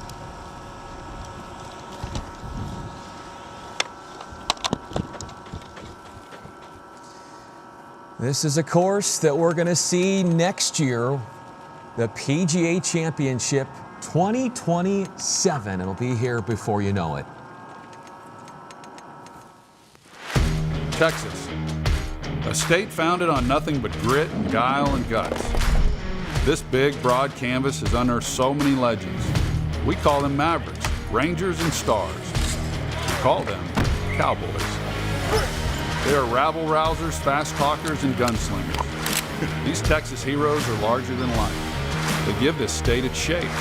The heart of Texas, though, well, that's always been its people. And this week, these Texans will chase the sun to Dallas. They'll come from all over, Austin and Amarillo, El Paso and El Dorado, to the PGA of America's home in Frisco, as the world's best play for something more than a major. They'll travel from every corner to see a tussle for the very heart of Texas. 100 years after the state's first major. Will a new legend be formed or an old hero engraved again? 4 days isn't much time, but it's enough time to change history. This course, located about 30 miles or so away from downtown Dallas, 2027 PGA Championship cannot get here even any faster. It's going to be a real treat. I've been lucky enough to cover the last few PGA Championships. It was terrific up in the Philly region at Aronimink this year. We were in Rochester in 23, Louisville, Charlotte, Tulsa. They've been the last few venues. And no matter where you go, the city gets right behind it. And of course, it's one of the 4 majors, so it has a big global reach. It's going to be great to see it here in Texas next year. Up at the 9th, this is our final group on the boys' side. All 3 have birdie opportunities. This is a hole that today, or actually over the course of this week, is a stroke average of 4.34.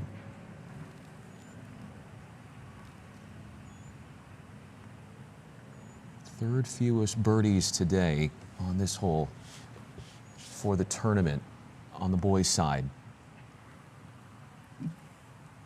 On this front 9.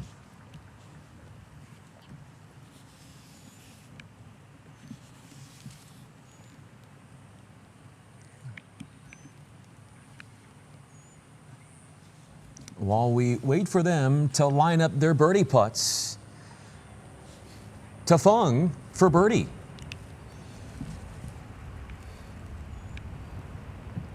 Long putt. Coming up well shy again from the Bronx region in New York. That was the 11th.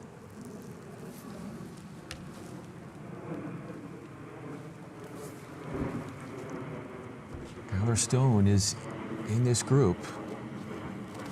He's 2 over on the day through 8. Ainsley Stanford 2 shots off the pace. He'll be the first in the group with an uphill birdie try to get to 6 under. Slow for 2/3 of the journey and then breaking left. Similar putt to what Leah Graham had. Good lag. Anything within 3 feet from there is a really good putt.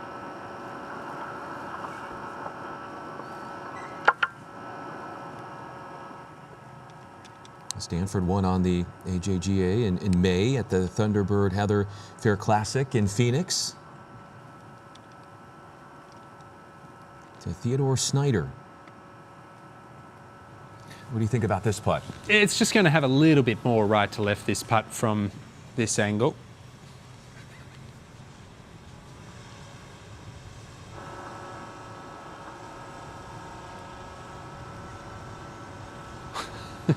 The aim point, yeah, certainly it perplexes me a lot of the time. You wouldn't want to do it with metal spikes back in the day, put it that way. Treading all over your line. But this is a slow putt. He's already holed one from a similar range today. There's at least maybe 2 to 3 cups outside the right edge.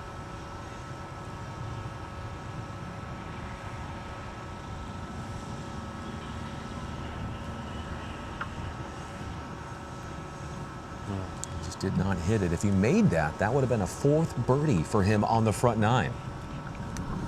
Yeah, unfortunately, it's mixed that with a few drop shots as well and the double bogey at the previous hole. Didn't read that quite correctly either. It was moving to his left. Would you say it's hard to take a lot of risk when putting with conditions today? Are you seeing players be a little bit more conservative with their decision making with the putter? Yes, I think a lot of that too is where they've got the holes located today, they're cut just a little bit closer to the edges of the green, which in turn means that your approach shots, you have to be a little more cautious. And when you're a little more cautious, you're leaving yourself longer putts. And it's a bit of a trickle-on effect from that. It's a good chance here for a Stone though. This is not too much to this and it's a slow putt. You can hit this with authority. To give him an outright lead. Oh, this is brilliant stuff from Kyler Stone. an 8 at the opening hole. He bogeyed the second hole. Where would your head be after those 2 holes? And now he's bounced back to be 8 under par and 1 stroke ahead where he started the day.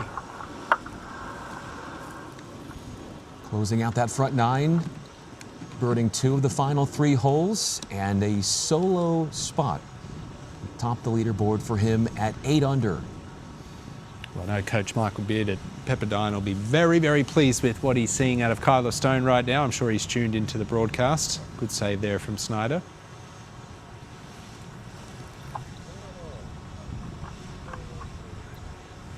Like Snyder, Stanford trying to finish with a 4 on 9. This one will get your attention. Left center putt.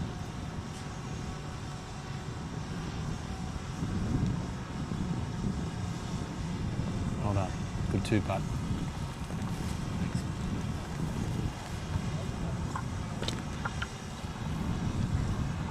Look at that final group on the boys' side. Everybody finishing that first 9, everybody's over par. All 3 of them. Zhang making par. She is now 2 back. Playing out of Lake Mary, Florida. This is Fung. 3rd at the Porter Cup in New York a couple of weeks ago. Sorry, this was a little earlier. This was a long birdie putt at 11.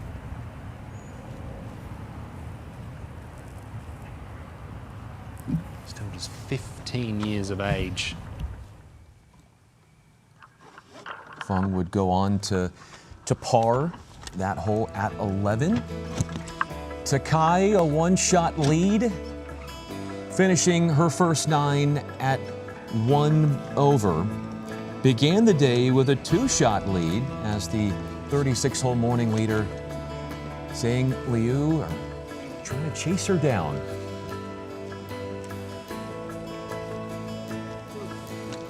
Alexandra Fung, we just saw her. Let's see what she's done in the past with a drive, chip, and putt national final she was a part of.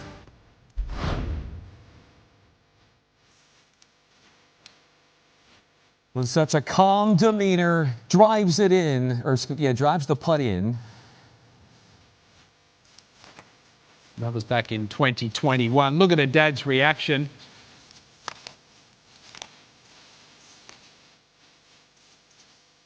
And then the following year, pours it right in the middle once again. And her mother's there this time. Look, they're both as proud as punch. Meanwhile, Alexandra Fung's like, huh, that's what I was trying to do. 5 PGA of America coaches have all played a role in her golf journey, Fung's golf journey, from when she first picked up a club until now. You see where she stands ranking-wise, and the PGA of America coaches, goes without saying, they have played an integral role in her success to reach this stage.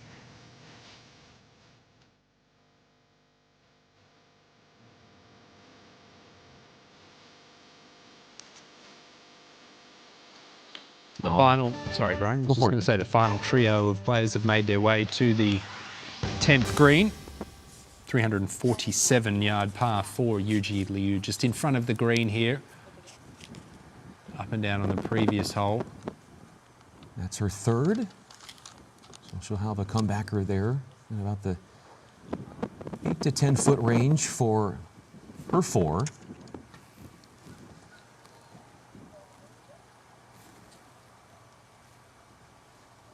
This is a hole. There's not a lot of holes where out of bounds is a factor, but this is definitely one of those holes where at 10 you definitely run that risk.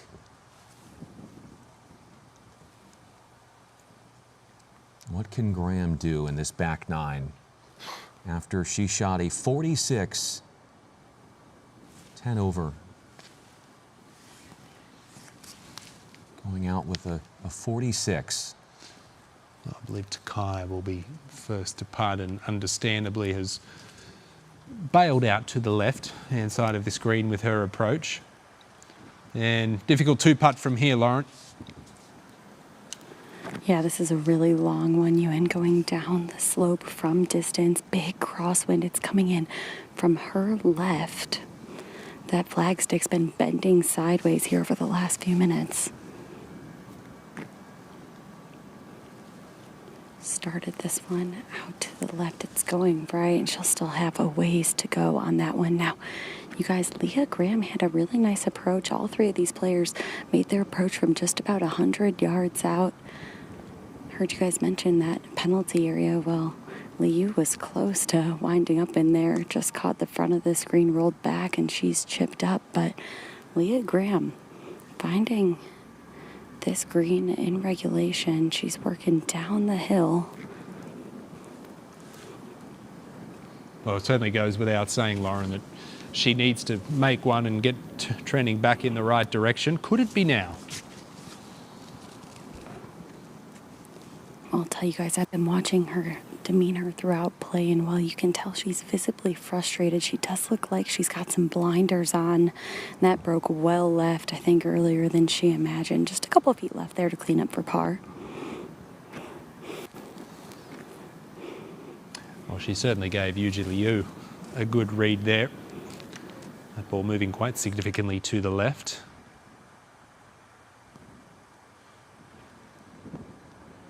And speaking of demeanour, you've got to be impressed, don't you, with Yuji Liu, Lauren? I mean, I've mentioned multiple times how she's had so much experience playing in front of cameras and in professional tournaments already, and just looks like nothing phases her at all. It really doesn't, Ewan. I've been watching her, especially as she walks off these greens. She keeps her head up. She's got these blinders on, and she's really quick to the next tee. And albeit she's had the honor many of these holes, picking up so many birdies out here, but she really looks like she's playing within herself, not fazed by any of these external distractions out on the golf course, be it the 100+ college coaches out here, the cameras, the broadcast, the fans, or what her playing partners are doing. And that one also breaking to the left. She should have just a tap in there, but that would be to drop a shot here on the 10th. Moving back to even par on this round, guys. Yeah, dropping a couple of strokes out of the lead now. Momentarily, Takai has a challenging little par putt upcoming as well. And the camera, I think, with the first one, certainly for us, just foreshortened. I mean, this looks all of 6-7 feet, maybe even 8 feet.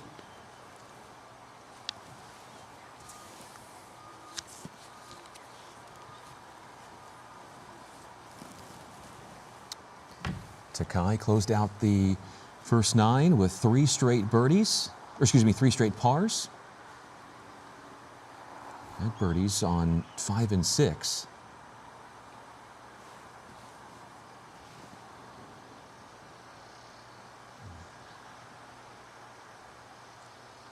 These greens have been tough to read today.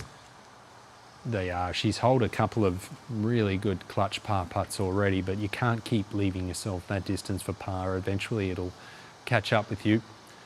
The one bonus there is that Liu dropped a shot, so she retains her lead.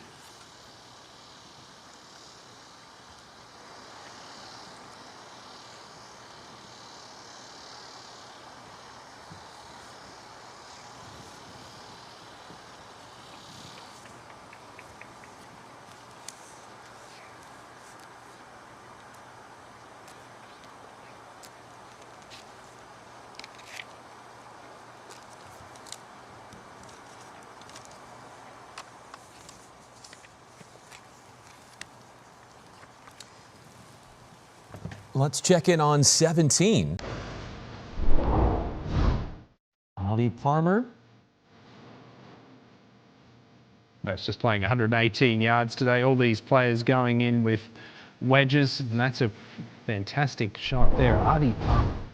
Sounds like a great of the game, that name, doesn't it? Arnie Palmer. Yeah. 80 right Palmer. There. He's 5 under par. He's only 3 back. He'll be playing his college golf in Texas at Texas Tech. He finished 3rd at the 2026 AJGA Lake Charles Junior Championship. Takai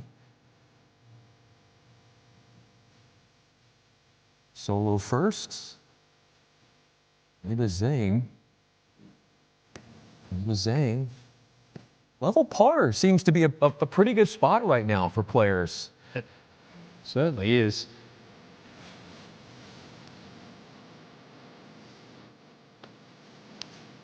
It was 11 years ago when Brad Dahlke was a part of the field on the boys' side for the Junior PGA Championship, and we remember what he did then.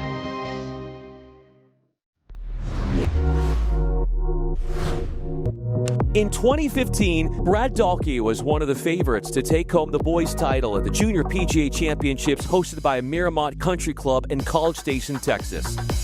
Dahlke's second around 9 under 62 was a championship record, but he found himself in a playoff to claim the title on the final day. The 17-year-old Dahlke beat future PGA Tour player Wilson Furr of Jackson, Mississippi with a birdie on the second extra hole.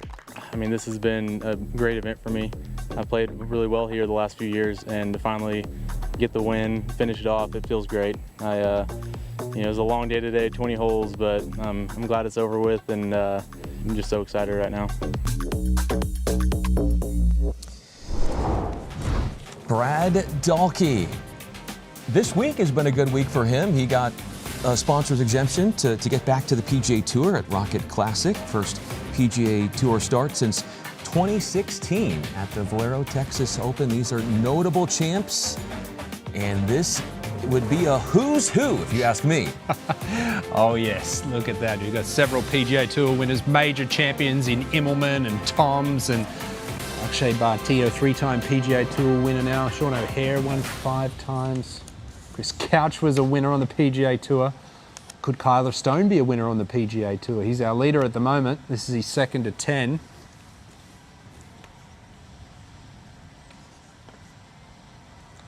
Very tidy shot. Safely just left of the flag.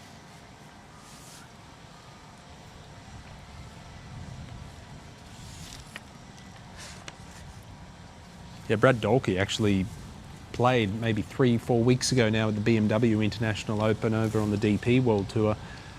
He was right there. He was in the final group on Saturday. I think he ended up finishing around 30th position, but when you haven't played a tour event of any description for almost a decade, that was some pretty serious golf. He's still got it. Speaking of playing serious golf, if you look at the 5 prior champs of this event on the boys' side, 2 of them made the cut at this year's U.S. Open. Miles Russell did, and then Caleb Surratt did as well. Yeah, Caleb Surratt's been playing on the Live Golf League alongside John Rahm and Tyrrell Hatton. There's a lot you can learn from those guys playing in that team, but that's a good shot there as well. There's a lot you can learn from that shot from Stanford, who will have a hole high birdie attempt.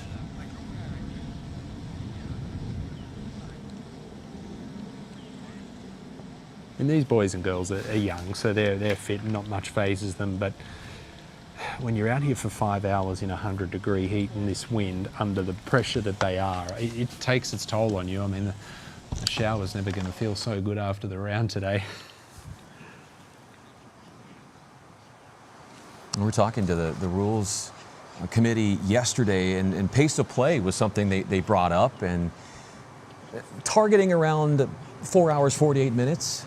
Ideally, but they said, if it goes a little bit past 5 hours, they understand. But somewhere in that just over 5 hours to that 4 hour, 48 minute time frame. Well, I mean, pace of play is a contentious issue right across the board. Male, female, professional, amateur level, club level for club golfers for the last however many years.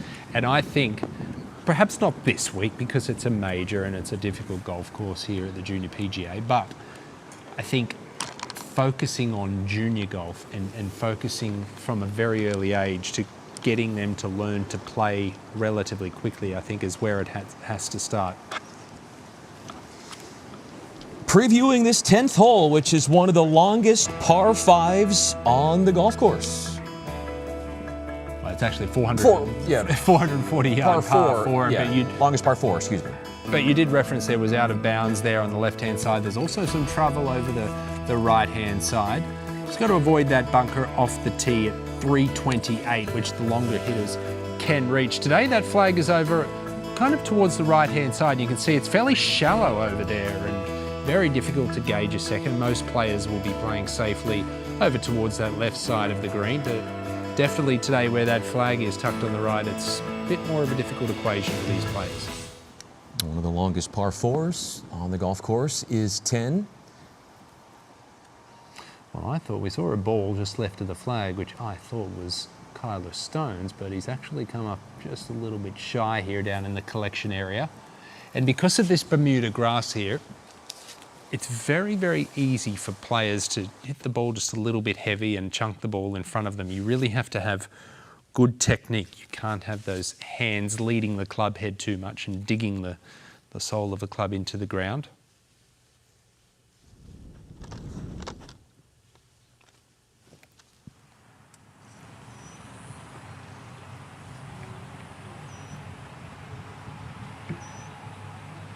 You get a good look from above there at the trouble that we were looking at in the overhead, the trouble down the left-hand side, the right-hand side of this hole, the bunkers.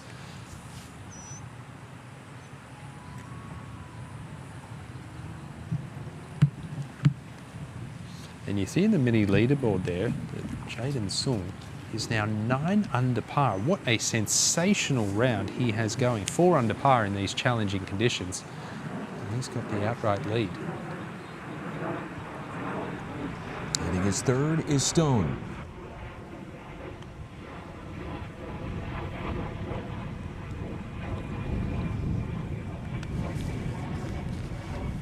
Raced off on him that one. And really the error was coming up short with the second.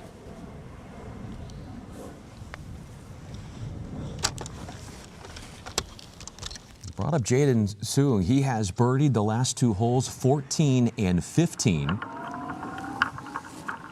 Put him at 9 under, sole possession of the lead. Well, I mean, that lead might be a couple of strokes here in a minute, but if he finishes the round unscathed at 9 under par, maybe even gets it to 10 under par, it's challenging out here. He could realistically have quite a healthy lead heading into the final round tomorrow. We know a lot can happen on any given hole, but he's only got 3 to play. I mean, he's certainly in the box seat right now. Stone finished the first round with the lead, the second round with the lead, and now he is looking up at the leader, who is carving up the back 9 as we speak.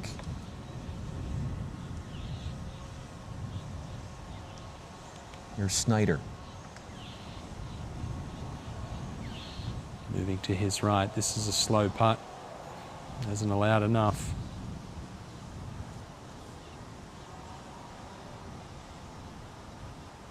A 2-putt par from middle distance. Well, certainly would have given Stanford a good read there. But there's a couple of cups outside the left edge. Maybe even a foot or so outside left.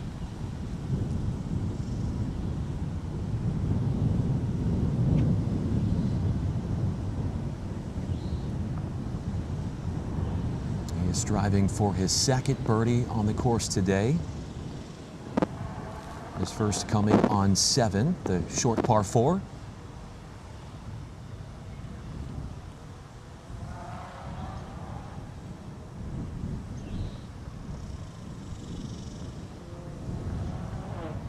Oh, he's overcompensated. Smashed it through the break.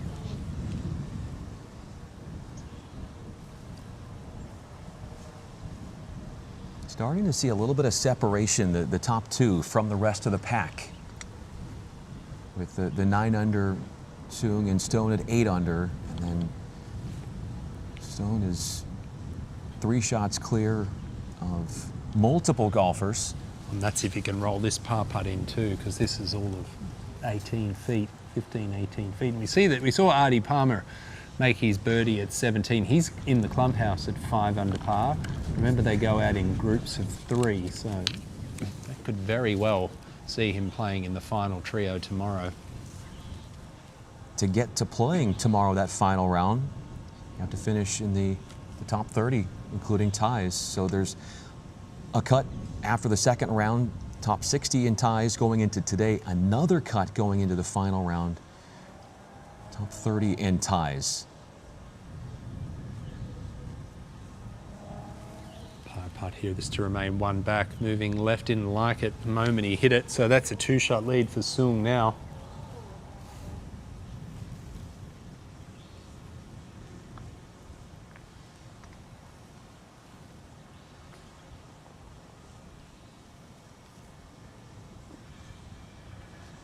Three bogeys and a triple on the card today, and yet he's only a couple over par for the round and still right there. That's where missing the green on his second really cost him. Having to pitch his third from the fairway. Did not get the up and down.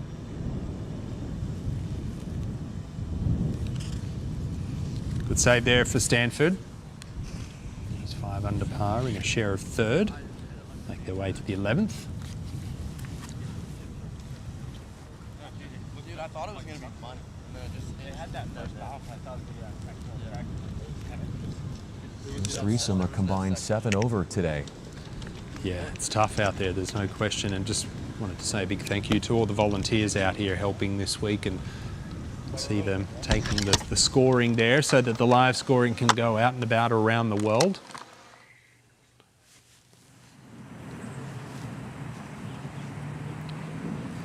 To the 11th, to Kai, hitting her second. From around 145 yards, 372-yard par 4 this one. Flag over on the left-hand side, so that's really well judged. The approach shot on the same hole for Liu. It's a gettable flag over here on the left-hand side, but you want to be careful that you don't miss it too far left and short side yourself. That's okay, just off the fringe. 5 paces from the left, so only 15, 18 feet away. That's makeable. We've seen 4 birdies on the girls' side today at that 11th hole. Takai, despite the fact she is playing over par today, it's been a testament of just managing her game. She would be the first to mention, not her best opening 9, but managing it well enough to still be on the front side of the scoreboard. Yeah, she's doing really well with that. So is Yuji Liu. She's looking pretty solid despite the bogey at 10. And a big shout out there to Gia Aloalia. 5 under par, the best round of the day by at least 3 strokes on the girls' side. And she's put herself right there, just a couple behind. Soong on the boys' side is a couple in front. Still out there on 16 now, 9 under. He has zoomed up the leaderboard. It's the 36-hole leader, Kyler Stone, began the day at 9 under with a 2-shot lead. Now he is trailing by 2 shots. Yeah, he's just got to hang tough this back 9. He certainly did that on the front after a horrid start. Speaking of horrid starts, Leah Graham. It's been a tough day for Leah Graham. Had a 9 on the first. Shot 12, make it 10 over on the front 9 of 46. This after she began the day in solo second at 7 under. She has fallen off that front page of the leaderboard.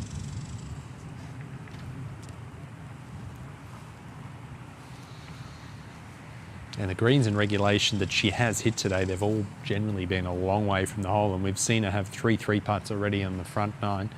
This is a long, challenging putt up the hill, moving from her left to right.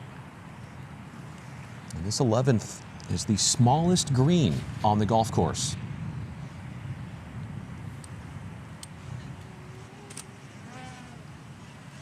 Just runs it by.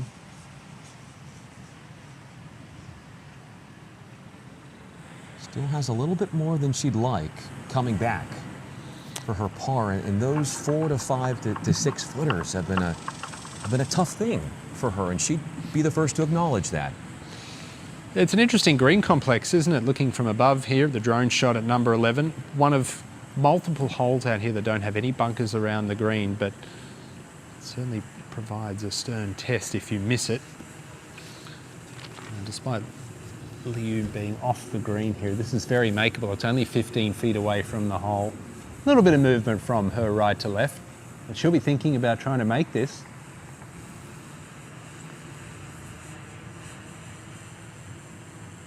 Just started a little too far right. Breaks across the hole, past the hole. Making that would put her at 2 pars when playing this hole over 2 rounds of action. Of course, on the boys and the women's sides, each amongst the first 2 rounds, 1 round on the East course, 1 round on the West course, and now rounds 3 and 4, we focus solely on the East course. Good chance here for our leader, Takai, to extend her lead. Quick down the hill, not a lot of break in this.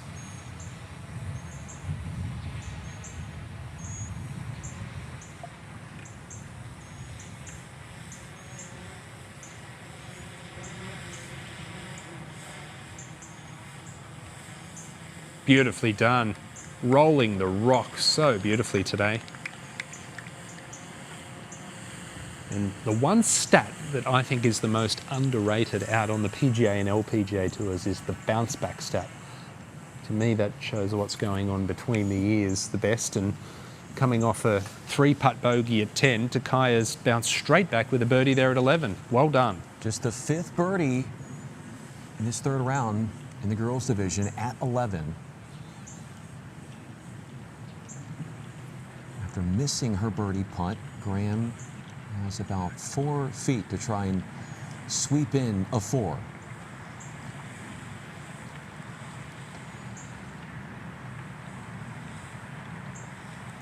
And gets one to go.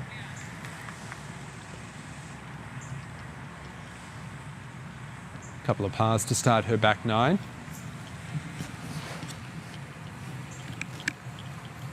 Clearing the stage for Yuji Liu. This is a little bit further than what it appears on the camera. This is 3 feet. The way she putts it should not be an issue at all.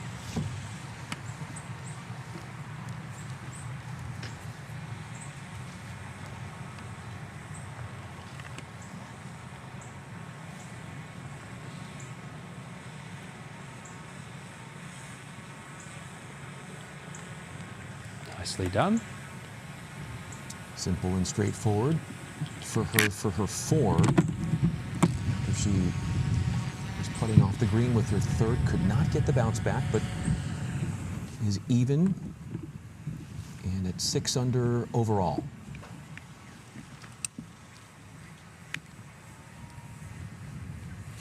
That final group on the boys' end, they are hitting into that aforementioned 11th green.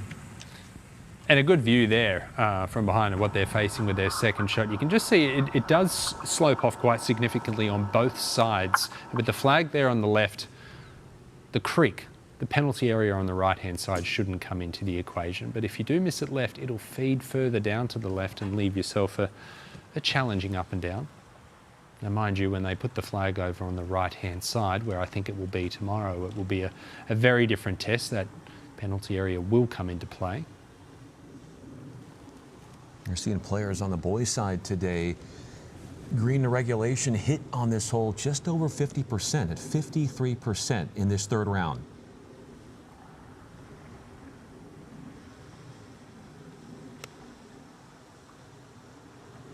Good move. He likes that one, just a wedge in hand. It was all over the flag, just a little shy.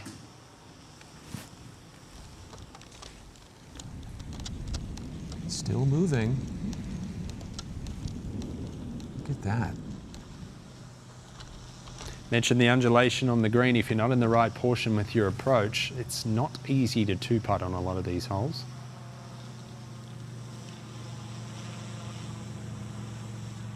This one of Stone's wedges.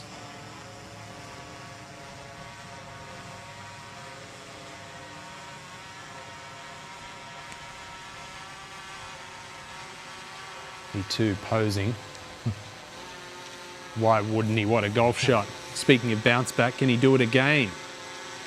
Beautiful look at a birdie coming up for him.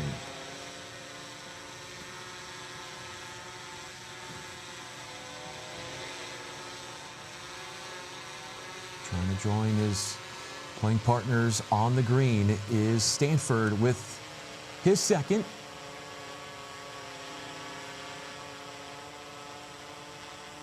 Tailing just off that left edge. Yeah, not a great shot, but that's, assuming he chips that, which I think he will, that's going to be a very makeable chip. I really like the design. When they put the pin in the front portion of the green there, gosh, that's going to be a narrow entrance. You will only have maybe 10, 12 feet either side of the flag.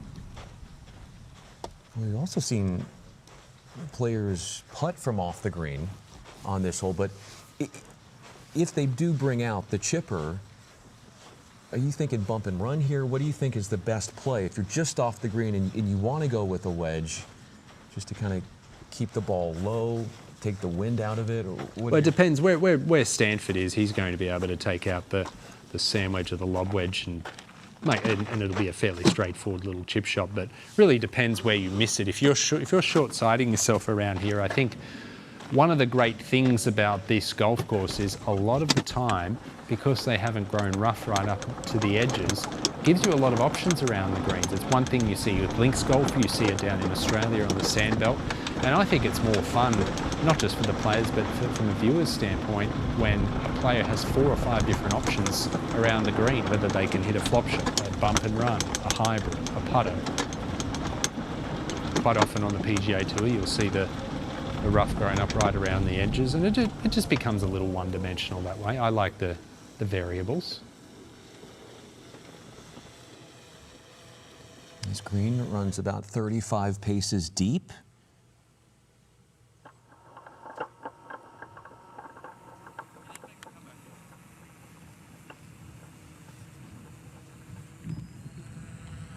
Jae Soon is our leader. He is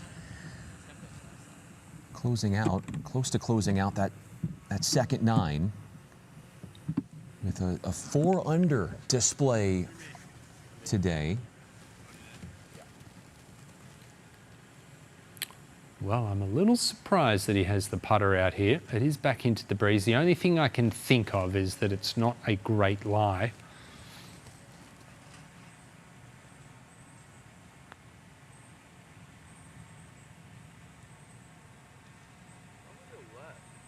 You knew what he was doing.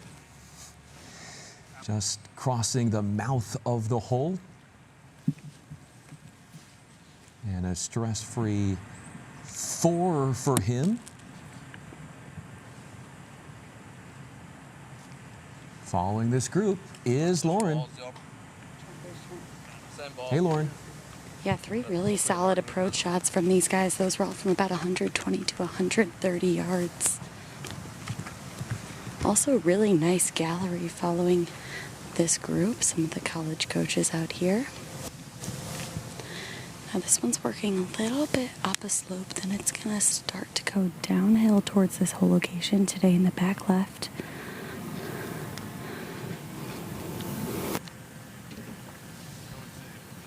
Well, there, just a couple feet left to tap in for par.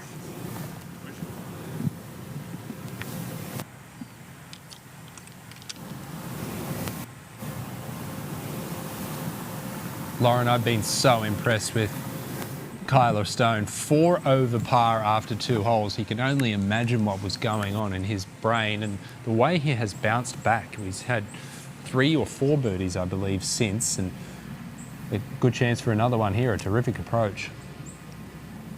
Yeah, really terrific attitude out here. I'll tell you, all 3 of these players have a lot of pep in their step. I mean, it's 100 degrees outside, and it feels hot, and the sun is just beating down on you. And as these 3 have been moving throughout the course, it's like nothing for him out here. Just really nice demeanor, really nice focus, and talk about that bounce back for Stone. Now he's got about 8 feet to go here on this one. That one stays just up on the high side, a couple feet past. Should have just a tap in left. Just smashed it, through the break.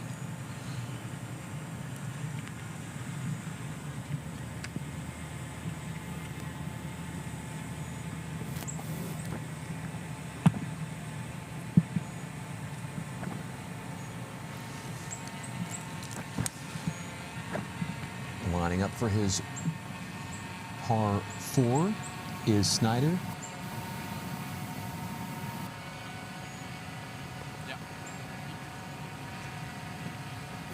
And Lauren Snyder started out with a couple of pars to begin this second night, and you just get a sense that right around level pars is a good position to be with how the conditions are. Yeah, I definitely agree with that. You know, all of these players are such high-level players. They've played in so many championship settings. They're used to this pressure. They travel all around the country. These young guys, you wouldn't believe the tournaments they're playing in. This is a prime example of some of the places they get to experience, but they're used to having to adapt to these conditions early, even through their junior careers getting going. So I think adapting to this golf course is something they're trained to do. And, you know, one thing I thought was really awesome, you guys, is the amount of players, especially those from the PGA section nearby here.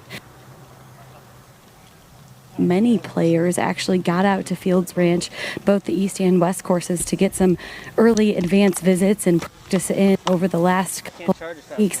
There are a number of players in this field that are really familiar with.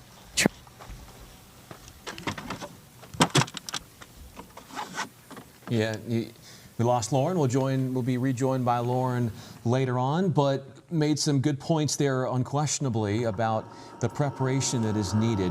Jaden Sung, who is our leader, this is a par putt at 16 from off the green.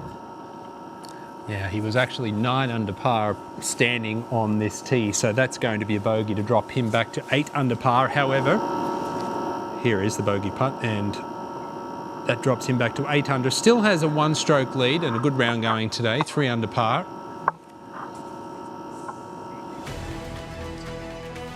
Three under par is Sung.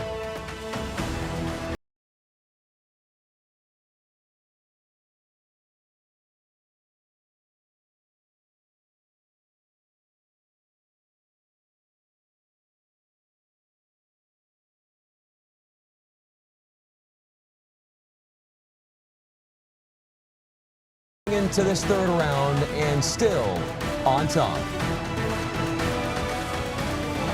Getting to spend every single day at the golf course is kind of like a dream come true. I'm the one that creates the experiences for other people to play, and I actually really love that part of it. It's such a rewarding career where I get to see the students progress. I get to see them fall in love with the game. I'm helping develop the next generation of golf professionals. I loved my experience, and I love being able to provide that experience for others.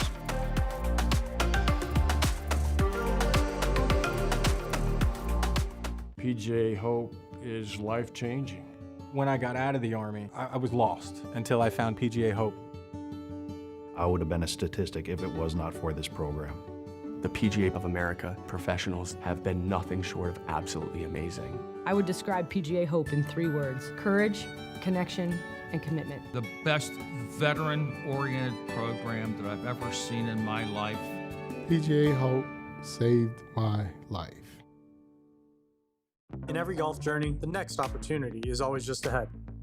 But some goals can feel like an uphill climb, even intimidating, especially if you're on your own. But in the game of golf, helping hands are all around us. Whether you dream of a championship or you're just trying to learn the ropes, PGA coaches are ready to provide the knowledge and support you need to take the next step. And a California kid is the new star in the game of golf. Just like my PGA coach has always done for me. Find your PGA coach at pga.com/coach. PGA Works is on a mission to develop and shape the future leaders in golf and in business. Success starts here through fellowships, college scholarships, career exploration events, and championship golf. PGA Works is inspiring talent from diverse backgrounds by preparing them to ascend to key employment positions in the business of golf and beyond. Visit pgareach.org for more information.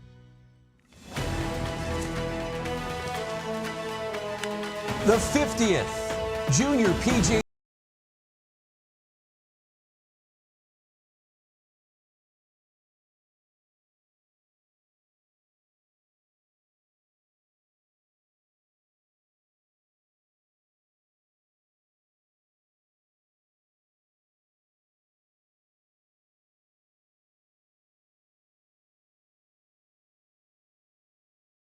This is the 12th green alongside the multiple Korn Ferry Tour event winner, Ewan Porter. I'm Brian Fenley. Lauren Withrow is with us on the golf course. This is our final group on the girls' side, and it's Liu who is closest to the flag. Yeah, it looks like Takai will be first to putt from the back portion of the green here. Currently a 2-stroke lead at 8 under par. 370-yard par 4 this one. There's trouble all the way down the right-hand side, which you've got to avoid off the tee. Been putting beautifully so far today. This will test her though. First half of the putt quite significantly uphill, and then it actually goes downhill near the hole.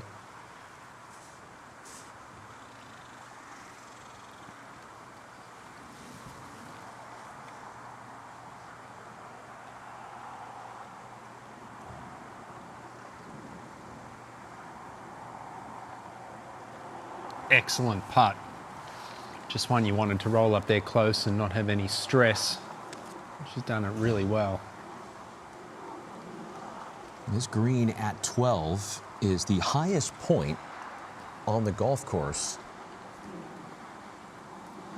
And cleaning up there is Takai.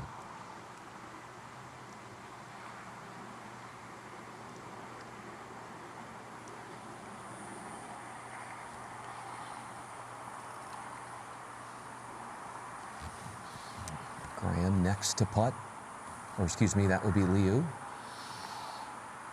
Yeah. What is she working with here?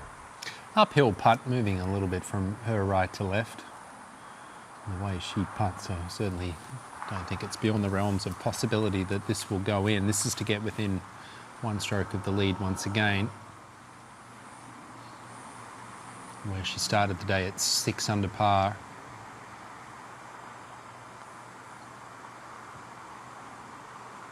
Well, that's the worst putt of the day. Yeah, under hits it.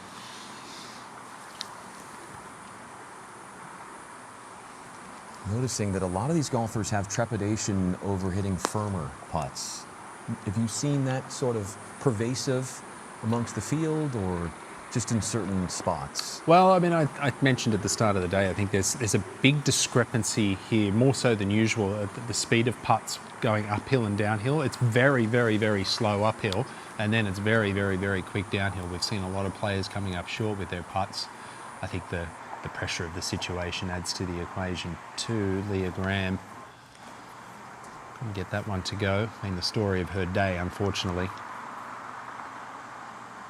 The trouble with the uphill putts and why we're seeing them come up short is you don't want to overhit them and then leave yourself 3 or 4 feet coming straight back down the slope again.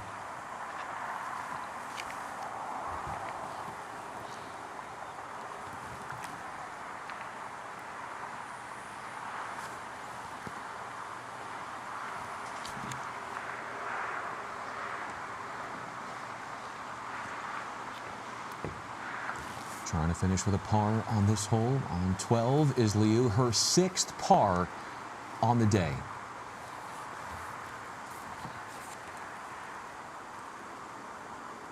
Could be with a make here for Graham. 2 pars over the first 3 holes of the inward 9 after bogeying 11 with a 5.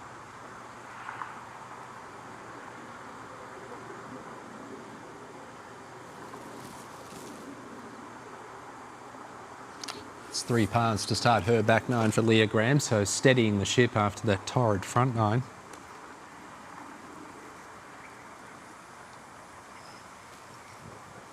Yeah.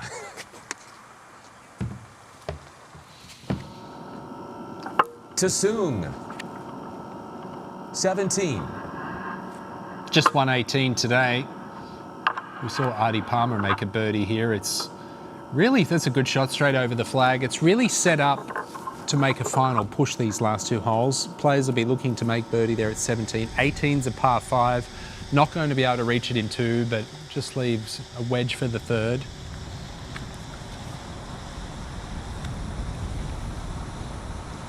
In the fairway at the 12th with our final boys group. Yeah, in terrific position here down the left half of the fairway. It's relatively generous off the tee here at 12. There is trouble on the right, but you've got a fairly significant bailout area left. 434 yards for the boys, so they're all getting it out there. 300 plus off the tee. Should just be a wedge in for their seconds. Crazy how far they're hitting it now. And I mentioned before I run a junior golf series back in Australia, Brian. I get to see them play from a very young age, and some of the kids that are 14, 15 are hitting it as far, if not further, than tour players. It's mind-boggling how far they hit it now. Bear in mind, they don't have scar tissue either. They don't see trouble off the tee. They hit it as hard as they can. So how are they getting this length? What are you attributing that to? I think they have access to so much information at an earlier age, from fitness levels to equipment to technique. That's a poor miss there, just short from stone.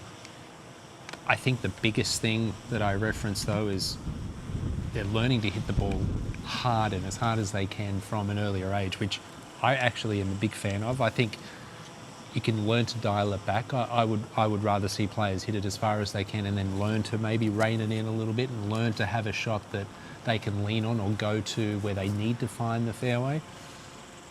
Plus, you want to have fun when you're young, right? That's the main thing. You want to have fun and hit the ball as far as you can. That's what everyone wants to do. This is Stanford, and just completely lost it on the follow-through. Yeah, he rips that club on the inside quite significantly going back and gets the club a little behind him with a shut club face. Well, you notice that he went back to the bag and went to a different club, as if to say, hey, I don't know how confident I am, and then he went to that, which he has now. Perhaps that was a foreshadowing of just this indecision he had in his mind. Yeah. Yeah, they quite often say that a wrong club with commitment will still end up better than a right club with a lack of commitment. So whatever club you choose, you've got to commit to it and hit the shot that you want to hit. 17 green, Soong. A chance at a 2. And to extend his lead back to 2 strokes, been speaking about the bounce backs. Well, he bogeyed 16. Can he get it back here at 17? Downhill. Just a little bit of movement from right to left. It's certainly makeable.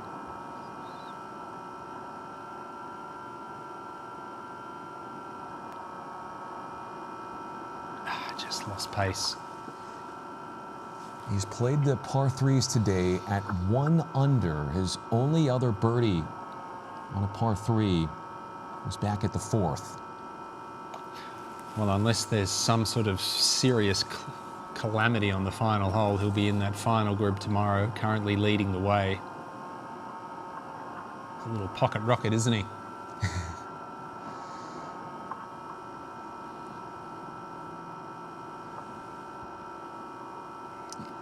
He was part of the 25th group to come out today, and they teed off at 12:40, which was a little more than an hour before the final boys group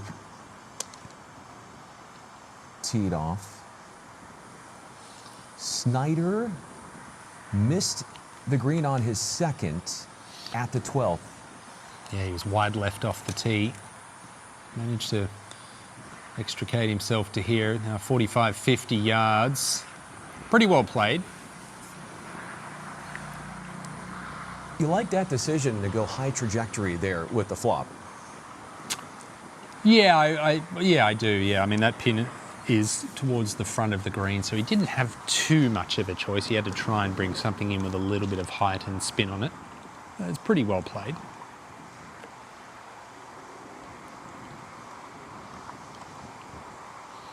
You can see from that overhead shot, that's the 13th tee behind one of Gil Haas, the course architect. One of his traits at a lot of the courses that he's done, LA Country Club and Royal Sydney down in my homeland in Australia, is basically from green to tee is just like an extension of the fairway and the runoff area. It's not like a winged foot or a course you see in Westchester where the tee box is designated. You can see that it's very easy to see the tee box from the other areas and distinguish between them. But here, it's almost like it's still the fairway. You can throw the tee markers anywhere, like you said earlier, and change and vary the distance of the hole quite easily. Hoping to help distinguish himself in the form of going to 8 under. If he makes this, Stone at 12. Beautifully judged. Or excuse me, no, that was Stanford, I beg your pardon. We saw a couple of approaches not where they need to be in this group, and trying to salvage pars across the board.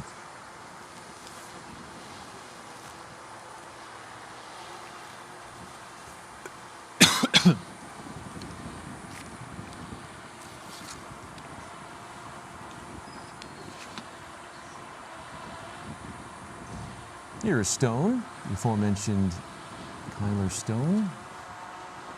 This is a good camera angle here. You can get quite a good look at just how steeply uphill this putt is. It'll move from his left to right, but there's a lot of elevation change here and very easy to come up well short in this putt.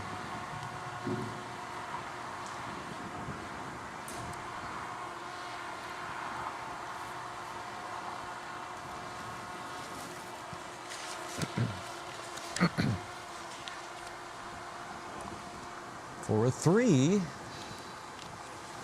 I'm going to tap in par for Stone. He was about 6 inches from a share of the lead with Soon.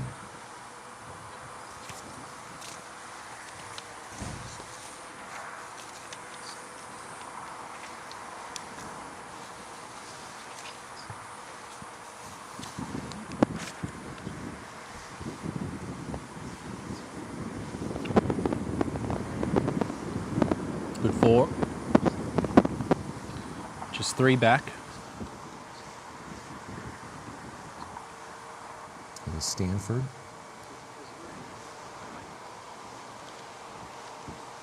Last one to finish up on this green is Snyder.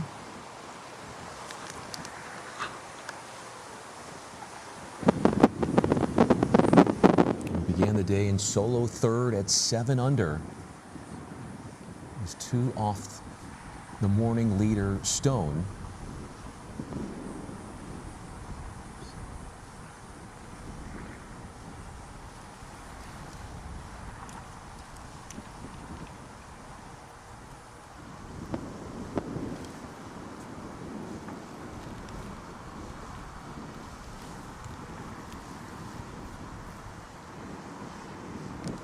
Oh, he was up and out of that putt early on. To me, he's looked a little fidgety over the putter so far, Snyder, but really that all comes back to the tee shot being out of position.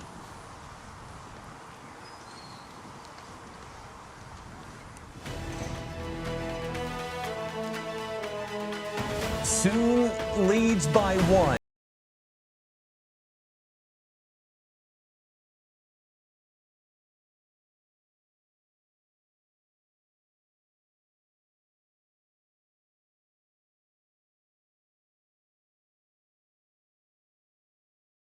Of PGA Junior League is undeniable. We've seen players participate from that event here today.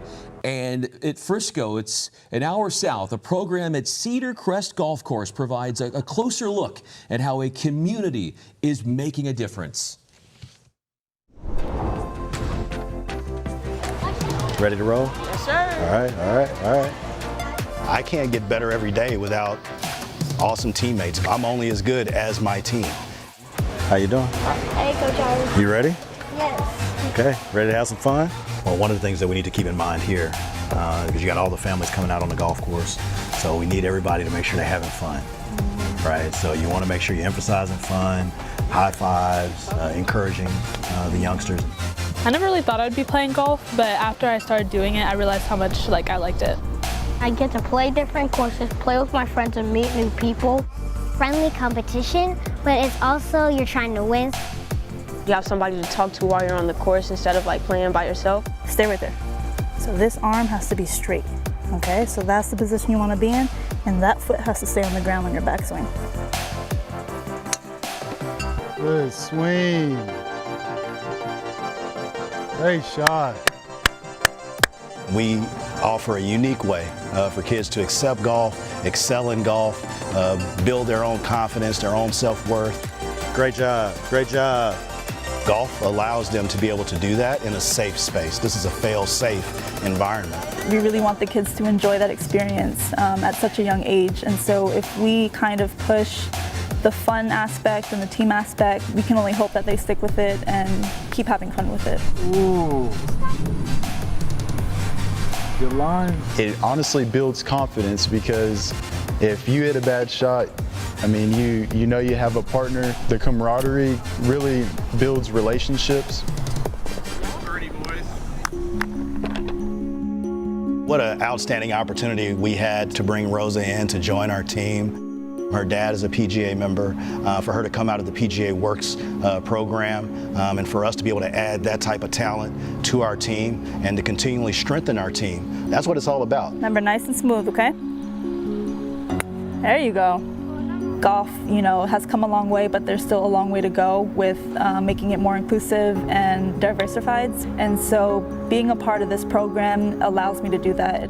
Our female golfers, we've had a lot more added, and now they have a mentor that they could call on for anything. Growing up playing, I never really had somebody to look up to that looked like me, and so I can only hope to be that representation for other young black girls in the golf game. And so if I can accomplish that, I think that's a really good goal.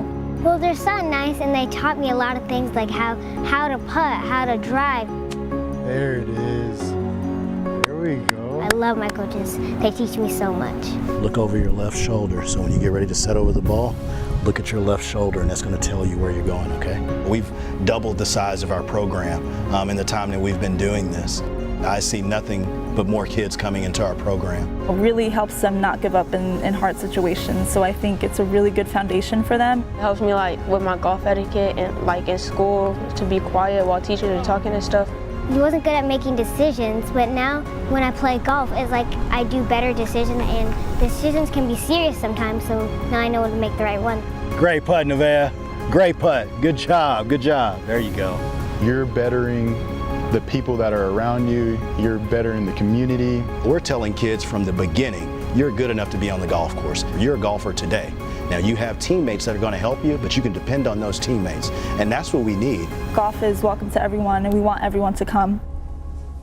A real moving piece regarding the future stars of tomorrow. And joining us now in the PGA of America studios, how fun is this? Paige Holland is with us, Northern Texas PGA Manager of Player Development and Foundation Programming. Thanks for being here. Thank you for having me. This golf journey of yours has had a lot of high moments. Let's get into them. What are they? Yes. So really, I did not expect to be a PGA professional in life. I didn't even really know what that meant until a few years ago. And the owner of a junior golf academy explained what that means and all the impact that you can have on the community. And so jumped in head first, and since then was a full-time instructor for a while, was at the PGA Coaching Center, and then about a year ago transitioned over to the section office of Northern Texas PGA, and I get to help manage the foundation there. When you see all these junior golfers coming through, we just saw a great promo there with the PGA Junior League. It's not just the golf, is it? It's the life lessons that they learn, not just through PGA Junior League, but people like yourself as well. It must be so rewarding for you and satisfying teaching these kids. It is amazing. I think back to when I was a kid and I loved playing golf with my grandparents and then with my dad as well, and thinking about the coaches that shaped me along the way. And so hopefully we can be those instructors for other juniors coming up. Speaking of shaping others, you've put out some instructional videos on the golf course, and there was one notably where you were in a bunker. It was. There's something that I can learn from that. There's something I think this guy right here, Ewan, can learn from it as well. A lot. What is it like going out of the bunker? Because you've done some good work in showing what it takes to master that type of shot. Honestly, so much about the sand I feel like comes down to confidence. There was a season when I was so in my head and I couldn't get out of a bunker just because I lacked the confidence, and so was decelerating, wasn't really finishing through on anything. And so I think with juniors specifically, if they already go in with that mental block into sand, it's, you know, game over. And so just knowing that you can and you have the ability to get out, that's the biggest battle there is. I'm assuming you've had the opportunity over the last couple of days to get out and watch some of these players, and I guess I'm referring specifically to the girls out there. How impressive to you are they at such a young age? Oh my goodness, the fortitude that they are showing, especially on the East course, which is a beast. Everyone knows that. The East is a beast. And just to see the way that they are bouncing back after shots, the way that they are going out there with confidence in this heat specifically, I mean, it's incredible. So very impressive. You've been a teaching pro in Texas. What do you take the lessons, life lessons even learned from being a teaching pro and using that with your foundation work today? Goodness, I feel like the thing that overlaps with both of those roles is just relationships. And I know that people in the golf business constantly say that, just it's all about the relationships and the people, and it truly is. And so whether it was teaching juniors or adults and building that rapport with them and really building kind of the relationship of what do you need out of this lesson, to now on the foundation side, getting to build relationships with people in the community and people with Frisco ISD, and just it's amazing just to see the impact that can happen. And what about the facility itself here at Fields Ranch? It's only been open for 3 years, and we've seen a couple of major championships already, and obviously the Junior PGA this week, the Men's PGA Championship next year. It's a pretty special place, isn't it? It really is, and I know I'm biased because I'm here, but just the team that is here and that makes it look pristine day in and day out, and they are constantly working and constantly improving it. So it is an amazing facility. I can't wait to see it next year. Well, we appreciate you so much for joining us, and we look forward to all the great work you're going to continue to do throughout this area. Thank you so much. It's so fun. Paige Holland was with us in Northern Texas, PGA Manager of Player Development and Foundation Programming. She is one of the greats in terms of what she's done to grow the game and the foundation work and the teaching work as well. And that ball you saw there was the ball of our leader, Jaden Sung, at 18. One stroke lead at the moment at 8 under par, the par 5. We'll take another look at it. Just a wedge in hand. Long par 5, Paige, this final hole. 600 yards for the boys. Trying to utilise this backslope, and it just starts creeping closer and closer, and an opportunity to extend that lead to 2 shots. What do you think about, Paige, these greens? Goodness, the greens are firm and fast. I had the opportunity to start him yesterday off the tee, and just seeing him looking at his yardage book and already reading the greens from the first tee, he was ready to go. So I'm not shocked at all that he's in the lead right now. Well, he's on his phone there. I'm just thinking, what do you think? He's on Instagram, or is he? What's he doing?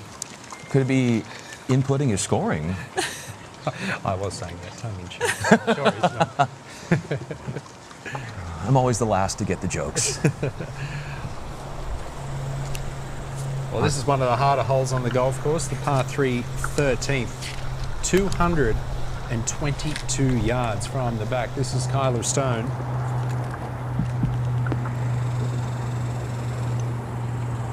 Anywhere on the green is a good result here. Coverage continues this third round, and we really enjoy, Paige, having you here. I know you've got so many people to see, so many people to watch out there on the golf course. Thanks so much for giving us this really insight into your life and what you've done, your impact on the game, and on this community as well. Thank you for having me. Yeah, thank you, great Paige. week. Good luck with everything. Thank you.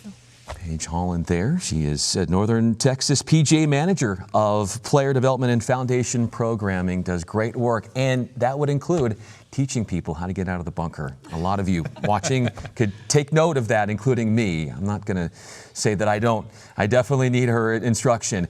Meantime, let's get out back to the golf course, the third round, and our leader is Soong on 18. This finishing hole. Playing alongside Chase Bauer and Cade Whelan from Wisconsin today.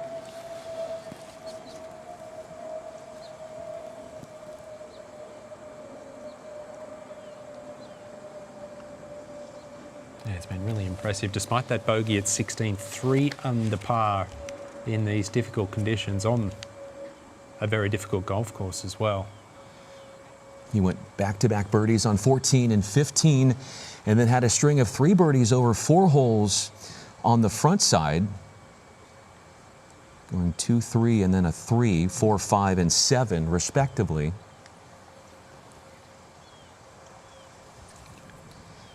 Cade Whelan is putting for birdie, had a 38 on his first 9.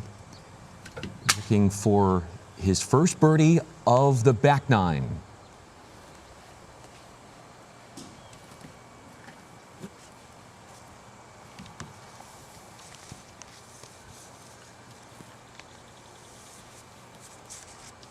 Slow uphill putt moving from right to left here.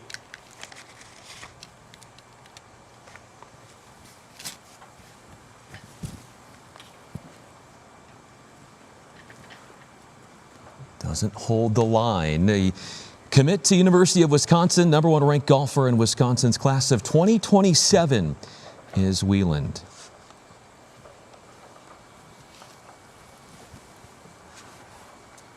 Last week, Whelan missed the cut at the USGA Junior Amateur, going into match play.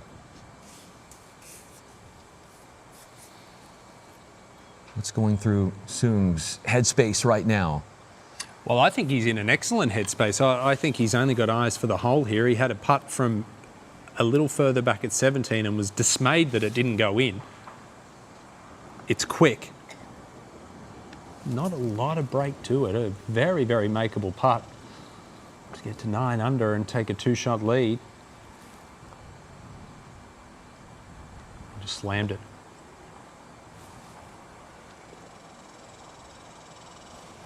He had birdied the earlier par 5 on the backside on 14, the 567-yard par 5, but this one, birdie try slips away.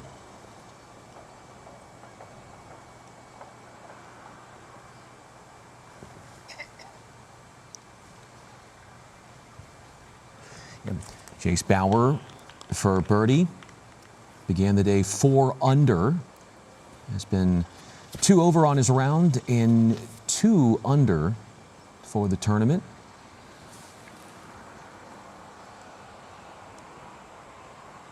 Interesting setup there, almost very old school with the knock knees.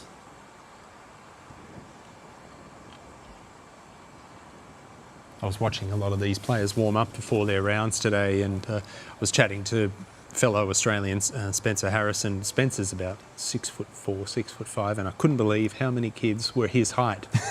I'm 6 foot, and my neck was sore from looking up at everybody. You think about the pride that you must have seeing Australians perform at a high level at this event, knowing your roots are in Australia.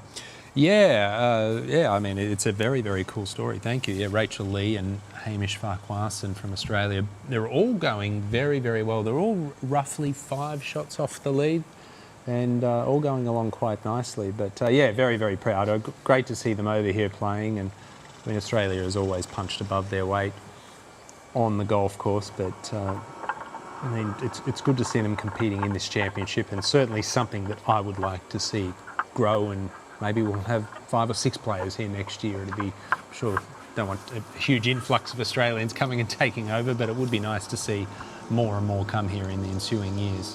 Whelan examining a par saver.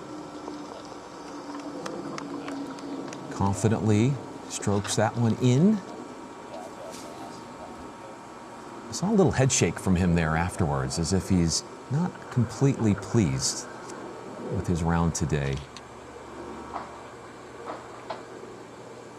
He was 5 over today and is even on the tournament. Began the day 5 under. Here's Bauer, who has kept it clean, no bogeys on the back 9. Yeah, that's some excellent work. There's some tough holes on this backside as well. Nicely done from Chase Bauer.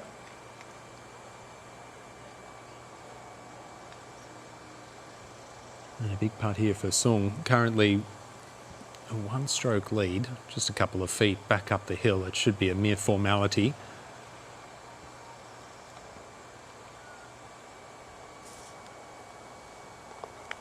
Top round, 3 under par in difficult conditions on a tough golf course to lead the way. The 69, that's the second lowest round by a boy in this 3rd round on this East course. Chase Hughes in with a 68. He's tied for 3rd. The projected cut line going into tomorrow's final round, by the way, is at even. Even par probably going to be a little too far back, you would think, to win tomorrow. You never know. We've seen bigger comebacks before, but likely the winner's going to come from someone within 3 or 4 strokes of the lead. It's just a hard golf course to go really low on. It's hard to see someone shooting 64 around here. 13 is where we head. Ainsley Stanford makes that one. That was a par. Stone looking to follow suit with a par of his own. Well, he found the green here. He's rushed this first putt well past. Needs this to stay within 1.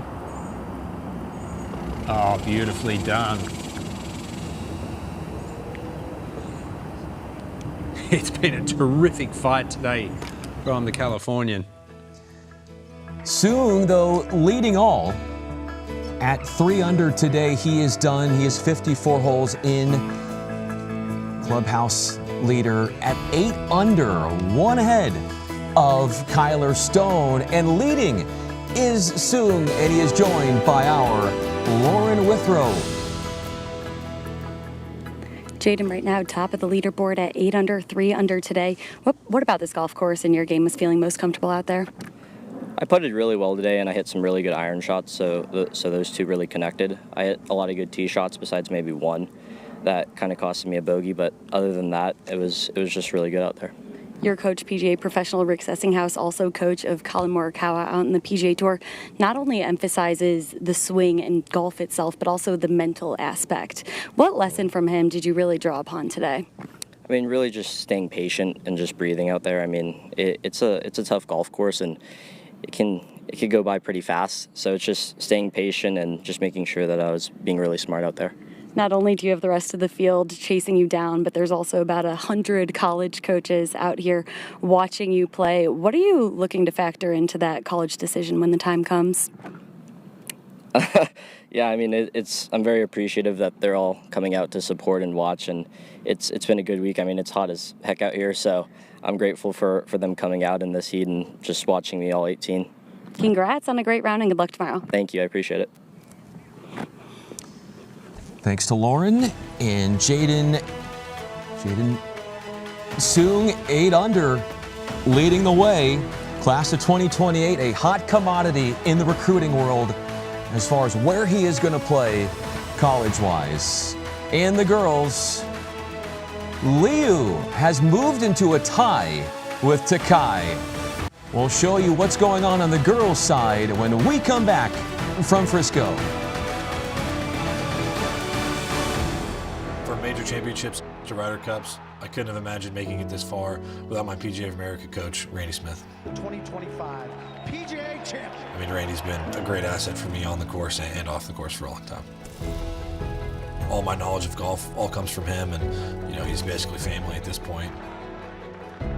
He's been a great friend for me in life as well, and you know, we have a very special relationship. Find your coach at pga.com/coach. I'm Kathy Kim, and I turned my passion into a profession. Being a PGA coach allows me to make a career out of what I love the most. I love the game of golf. You know, growing up, everyone always says, do what you love, and I chose a career in golf because of my passion for it. I'm excited to go to work every day. Whether I'm in my office or whether I'm on the golf course, I'm getting paid to bring people into the game of golf. How can you not love that? That's what it's all about. Join more than 30,000 PGA of America golf professionals who love and lead the game of golf. What is it about this game we love so much? Is that it can never be perfected. It's the community you build. So that I can practice anywhere. It's because it's a game for everyone.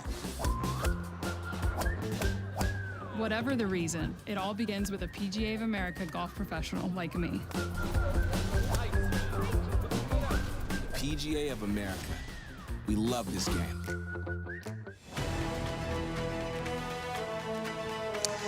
We are back. Junior PGA Championships, the 50th installation of this fine event. Girls and boys divisions into our third round. We have had some greats come through this event over the years, including one, Asterisk Tally. Some of the past champions would include Yuka Sasso 2019, Lexi Thompson, you in 07 and 09, and then Inbee Park goes back-to-back. Yeah, a lot of big names there. Area Jatanagarn, a major champion. Rose Zhang, as you mentioned, Yuka Sasso. Vicky Getz-Ackerman there, the president of the LPGA. Last year, it was Tally who won it all.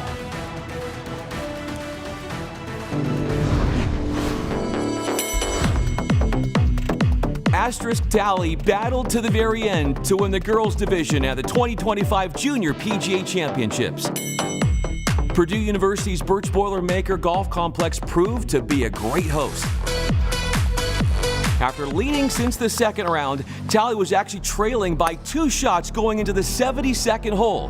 Her 35-foot birdie putt, coupled with her opponent's double bogey, earned Asterisk Tally the girls' title of the 2025 Junior PGA Champion. I was not close for birdie. I mean, I was like 35 feet, and then after she missed her bogey putt, I was like, well, I might as well just make this for the win. I mean, I really need it. I don't want to go in a playoff right now, and it just felt so good to watch that putt drop.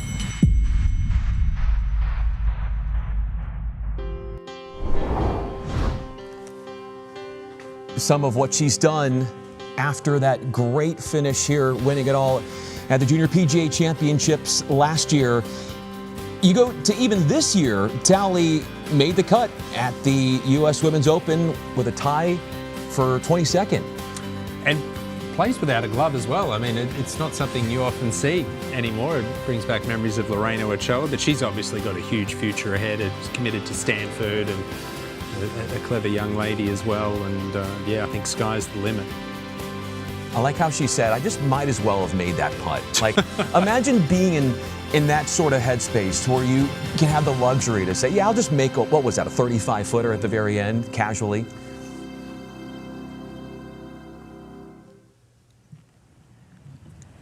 Tally, keep an eye on what she does because her career is just getting started.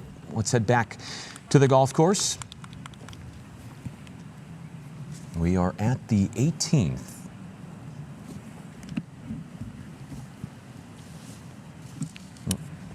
This is Allie Wordle, Juno Tano, and Amber Lee closing out their third round on this finishing hole. Amber Lee, 3 over on the day, 1 under for the tournament. This for a birdie. Grazes that right edge. Started the day at 4 under, but has had 3 bogeys, Ewan, on this back 9. easy to do. It's just easy to let it get away from you on a lot of these holes. Ali Wortel, she started at 5 under par. She's 1 over par 4 the round. Still right there, 4 under par. She's only a couple back.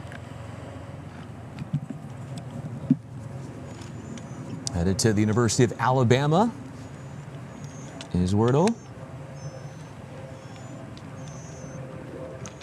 Once shot a 59 in a round in high school. This for par.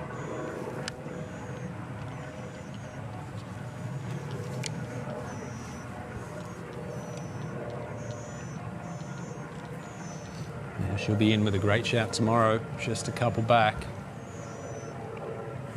And enjoying herself. That's the main thing.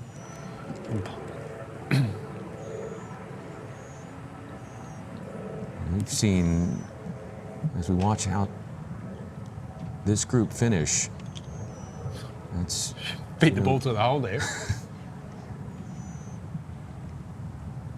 That was Juno Tano. Who's had a tough day. 1 over overall. Closing par 5 at the 18th for Lee. All three there finishing over par. Wordle doing best at a 73, 1 over on this third round. Kyler Stone, as we head back to the boys, not a big fan of this one. No, there's trouble on the right-hand side. Well, you can see it's really all burnt out, that penalty area. I think in years to come, you won't be finding that golf ball. It's reachable, this par 5, for the longer hitters.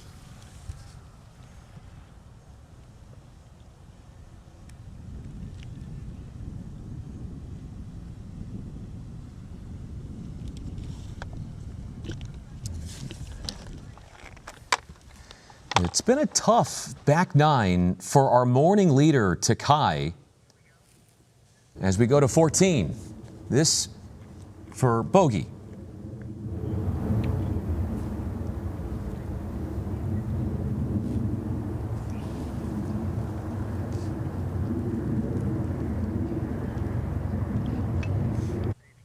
So she finishes with a bogey there. Yeah. But look at this. Bogeys on 4 of the first 5 holes on the back 9 for Takai. And now you start to bring in others. But we'll get more in depth on that on the girls' end momentarily. Well, it's not surprising. I mean, as I keep saying, it's a hard golf course. It's hot and it's breezy out there, and then throw in the fact that at some point you're bound to start thinking of where you're positioned in the tournament, what's at stake. This 14th hole, let's get up close and personal with it. It's the first par 5 on the inward 9. 567 yards all the way back for the boys, 500 for the girls. Pretty generous landing area off the tee. Those bunkers are out of range. Really only in play for the second, that first one. But these bunkers up here, it's an awkward layout. Most players will try and lay up between that first bunker you saw on the right and these cross bunkers. The longer hitters can get there in 2, but if you do have a crack at it, a lot of trouble awaits. That H2O lurking left, front, right of the green, and then the penalty area right where we've seen Kyler Stone go. So a hole where you could make a birdie, you could rack up a 6 or a 7 pretty easily as well. There have been 4 birdies on the girls' side at 14 today. Snyder. This is Snyder. This will be his third shot. Third shot on the par 5, 14th. Remember, he was 8 under par earlier today. Now currently at 4 under. Would love it to get it trending in the right direction again. That's not going to do it. But look at that wind whipping out there now from their left to right. Well, look at Kyler Stone. Look at him walking around wondering where his ball is. His ball is 30 to 40 yards right of where he is. Second ball's here, third ball's there.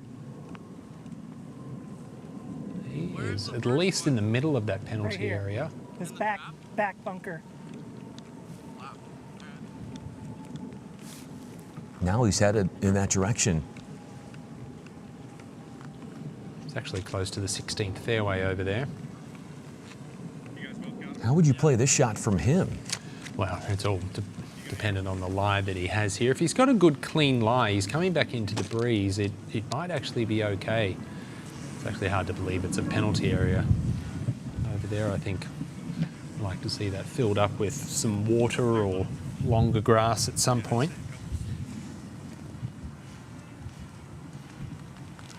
Got to be very careful though with this one. If he hits this a little too hard, there's water lurking the other side as well. Not for the faint-hearted, that's for sure. Dealing with that Panther Creek tributary that sort of wraps around the green, and you mentioned the water.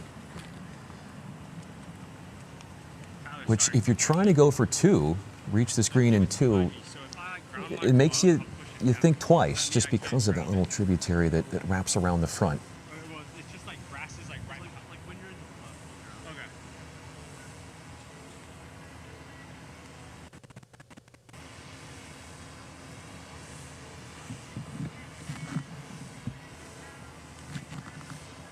Not going to have a lot of green to work with his fourth at this par 5 is Stone. Or this is 3, excuse me. Yeah, it looks like Stanford's going first in the back bunker here. Long bunker shot. And a very good result. He had a lot of speed through the ball there. Well done. That was not easy.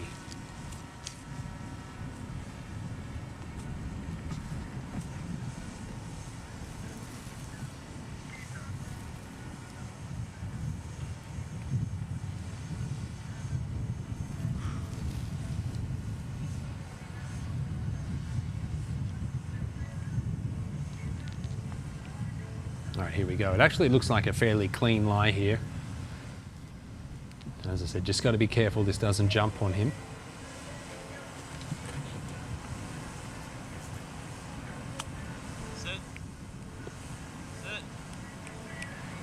Oh, no. Oh, that's exactly what didn't want to happen. That does not look like a pretty lie down there either. Well, if he gets that up and down for a par, I'm not sure. I remember the last time someone hit it in a penalty area twice on a hole and made a par.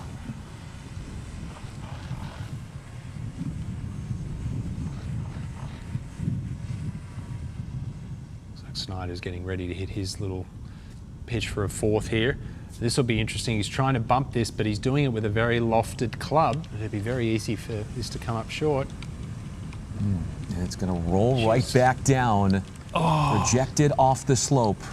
The one thing I see it with even the top professional golfers. If you're going to bump it into the bank, you have to do it with a lower lofted club. Otherwise, it will do that all day long. You've got loft on a club for a reason, to get the ball in the air.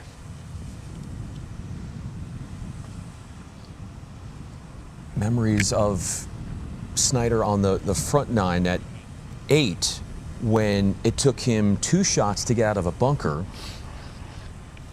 That's exactly right. Yeah, struggling around on that par 3 and managed a 5. Well, here we go. It's the same shot. He's going with the different route this time. Flew it on the green, which he should have done the first time, but just really stabbed that club in the ground. Not a lot of rotation in the body there. They're staring another double in the face if that doesn't go in.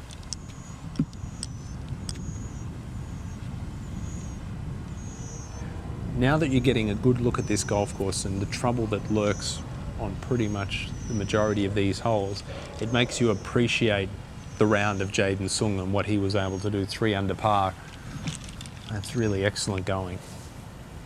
And you heard him talk with Lauren Withrow about just, he felt like there was only maybe 1 tee shot that he wasn't completely happy with, putted it well, a well-rounded performance from him. And this is a tricky, treacherous little lie for Stone.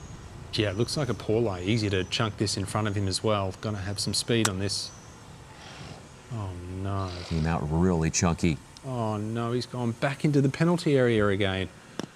Now, bear in mind, he made an 8 on the par 5 first today.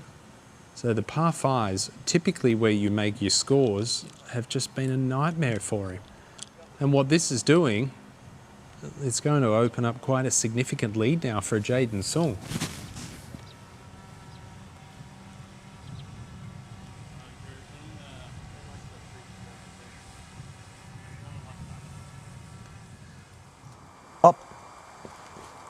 Up to 15, watching a birdie putt in progress from Liu and leaving it just short.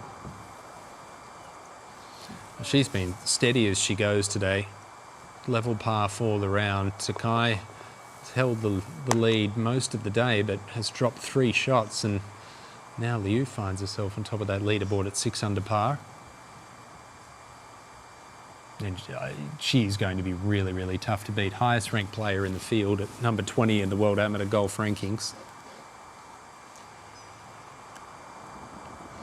Ken Takai bounced back after those 3 drop shots in a row. Birdie putt up the hill here at 15. This would get her back in a share of the lead.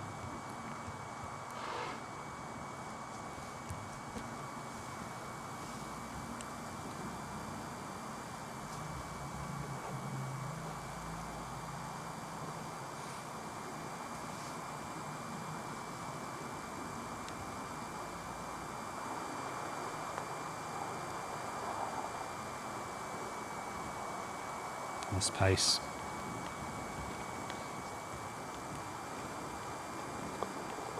Solid speed for her first par on the back 9. Had come into that hole with 3 straight drop shots, 4 in the last 5 holes, had the birdie at 11. Leah Graham.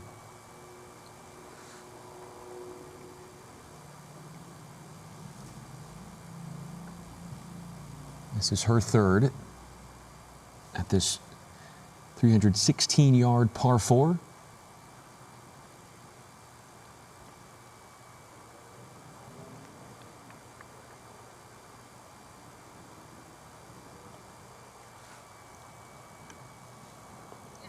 An all-around good putt, some confidence in the flat stick for her. Well, it's good to see her sticking it out as well.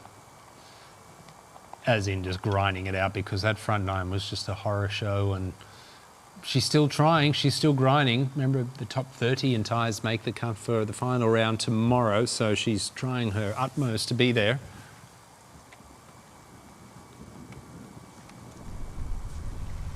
Back to 14, where Stone had his, he was lying 2 in the penalty, overhit.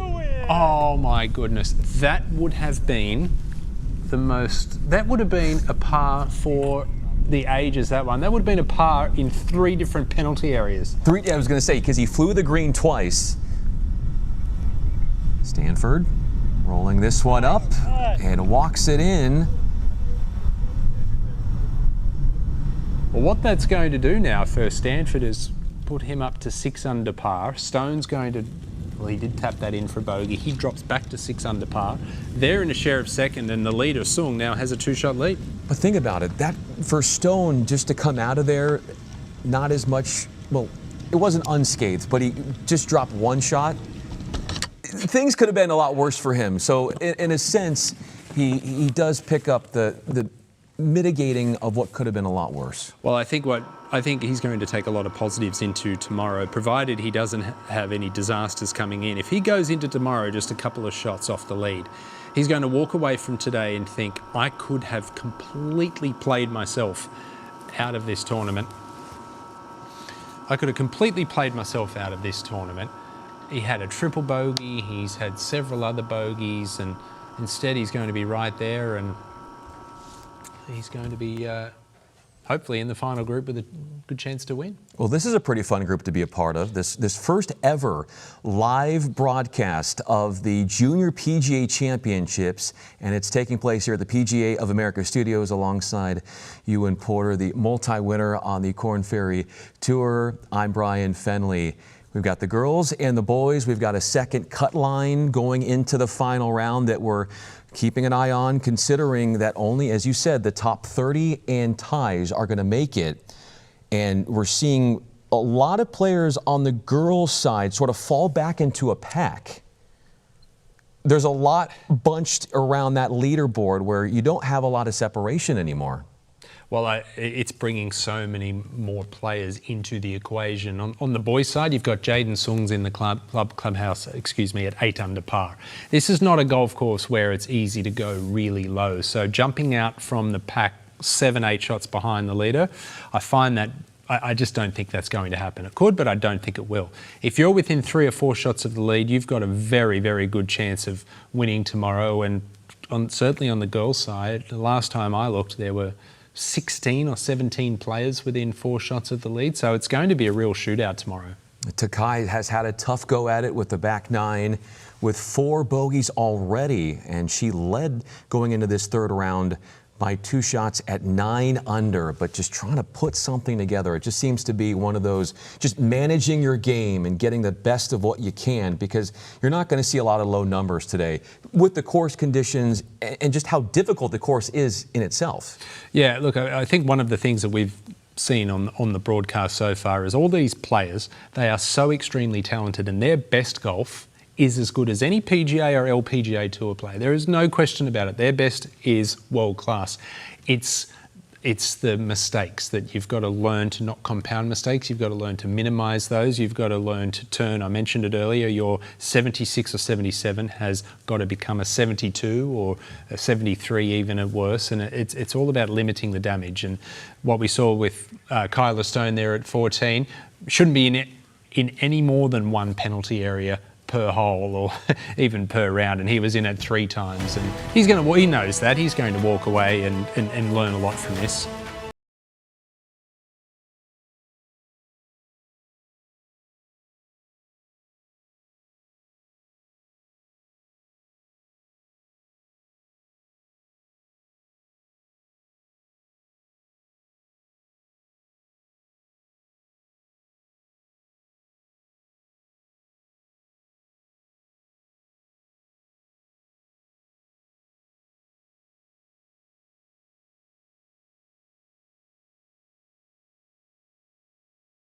Three under, 2 shots in front of the rest. Growing the game starts with an opportunity. We're watching the future unfold in front of us, and same could be said through the PGA Junior League down the road at Dallas's Keaton Park Golf Course. PGA of America golf professional Tony Martinez has done more than just provide the opportunity to local kids. He's created a community and a family. How's it going, everybody? Today we're going to do a normal practice like you guys are used to. We're going to split up in groups, and we're just going to get back into the swing of golf, getting ready for the season. So, we ready? Okay, let's go. We have a beautiful golf course and a facility that's located in a part of Dallas where there are some economic challenges. We're a high Latino population, and that's what I love about this opportunity. Golf, for me, I never saw it as an option. It's not marketed for somebody from our neighborhood just outside the gates. It's marketed for somebody who has the time, who has the money. Even my family members would tell me, like, it's not for you, you know? It's a rich man's sport. It's almost like a baseball bat up here. The only difference is you're doing this down here. Like this? Yeah. PGA Opportunity League is our newest initiative under the PGA Junior League umbrella, where we walk into an underrepresented community and we bring everything. We provide coaching fees, access to the driving range, access to the golf course. If there's a need for equipment, we're there to provide it. We know the power of the invitation PGA Junior League gives us that opportunity to bring families that wouldn't be exposed or really wouldn't be top on their list to say, hey, maybe we should look into golf. Hey, if your hair's not flying around, you're not trying hard enough. I want it to go. It's amazing to me. Since the first time we had them last year, they didn't know how to hold a golf club. It's just amazing how fast they learn. Bigger. Más grande. Bigger. Big, big, big. Good. As big as you can. I like playing golf because I can be with my buddies, and it's so fun because my buddies can help me, and it's just so fun to just play golf. Go in there and get set. Look where you're going. Good. Make a swing. Woo-hoo-hoo! You see what happens if you slow down? Focus on your work? It's beautiful. Tony, he's definitely that person that we all look up to and that we want to be one day. He made it possible for these kids to get this opportunity out here, and they take it. And I see really good progress, and he's showing that one thing that's impossible could be possible. Tony, he's the model PGA professional. He's breaking down the barriers in the PGA. He's helping mold the new PGA Junior League. He's helping bring in a lot more people into the game that there wasn't going to be if he wasn't in here. The principle and the concept was make it available, cut down the barriers, and use people like ourselves with the facilities and the connections in the community to build a team and share the game. Sky's the limit. Skyline! Woo! The sky's the limit when you have Tony Martinez being such a great ambassador of the game. The second at 16 for Takai. Tough long par 4, trouble right of this green. That was a good looking shot, but not going to hold it. Yeah, tricky up and down from over the back. 438 yards this hole. You see that penalty area lurking right of this green. The breeze is coming off the right. She's set up a little bit left, going to try and hold it up against that breeze.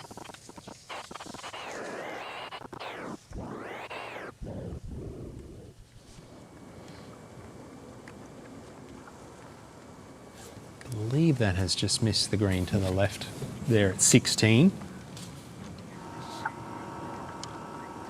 Off the putting surface. Now Leah Graham will try to land it on the green.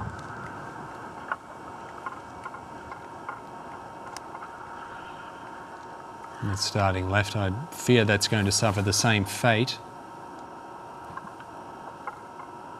Oh, it hung on. Played some better golf this time, Leah Graham. Full credit to her.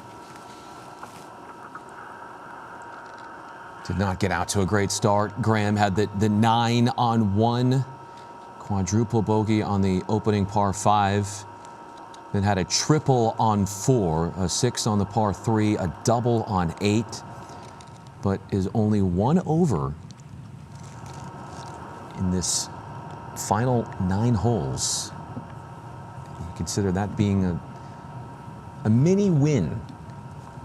She is 11 over for the day, but was 10 over, a 46 on the front. Well, last week at the Women's Scottish Open, the winner here last year, Minjee Lee, shot an 85, 14 over par in the opening round. So nobody is immune from it. Evan Liu has a par putt at 17. This is the most birdied par 3 this week on the golf course. And it's a good birdie opportunity this hole. So the last thing you want to do is drop a shot, and that's what Liu's done. He's going to fall 4 strokes behind the lead.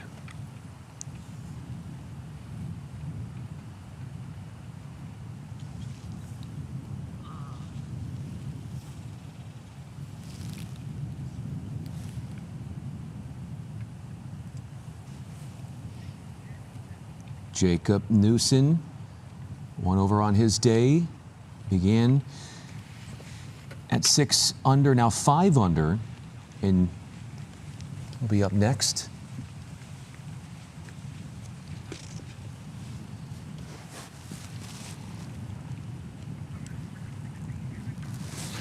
Smart players with the push buggy or the pull cart, whatever you want to call it, the trolley out here. So as you mentioned, on 17, that was Lou with a bogey 4 on the par 3. Liu. It can be a little difficult to extricate yourself from this Bermuda rough. That ball looks to be lying okay, but quite often it can sit down. It's certainly pretty thick.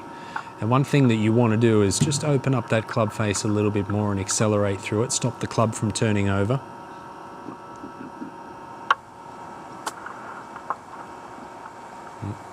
Very easy to do that.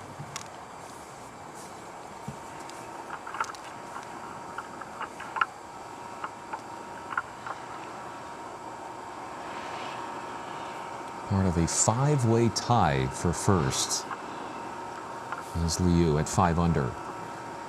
Takai also part of that group.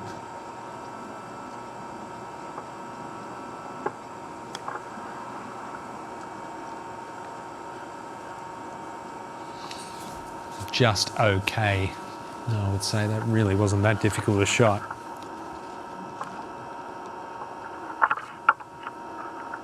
Takai had a 66 when playing the East Course for the first time this week. That was earlier this week, but is 4 over today on the East Course. So has not had the same, at least to this stage, same type of magic on course. Lauren Withrow tracking this group as we speak. It's going to be a wedge here for Liu. Just really big gust out here on 16. And that had nothing behind it. Really frustrating one there, Ewan. Goodness me, I did not expect this. She has been really solid as a rock and steady as she goes and has more experience than all these players in big moments, and didn't see that one coming.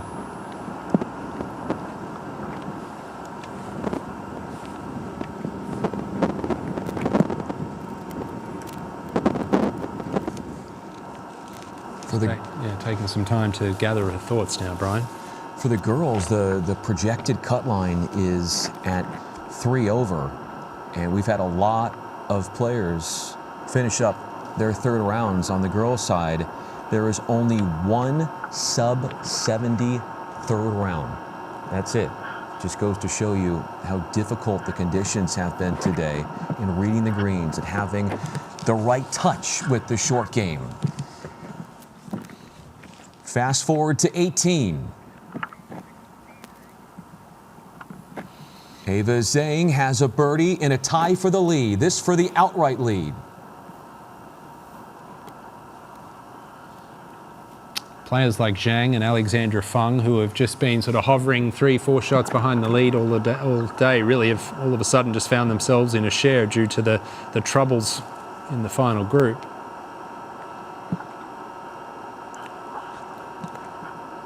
Leah Graham giving this a good roll.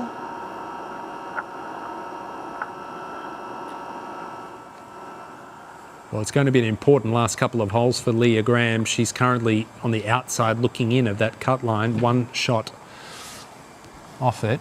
So she'll need a birdie on one of the last 2 holes.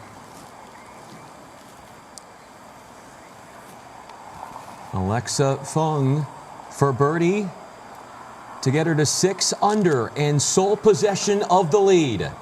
Oh boy. Good putt, just allowed a little bit too much break, but it's a good performance. And right there in a share of the lead. Watch out for the 15-year-old tomorrow.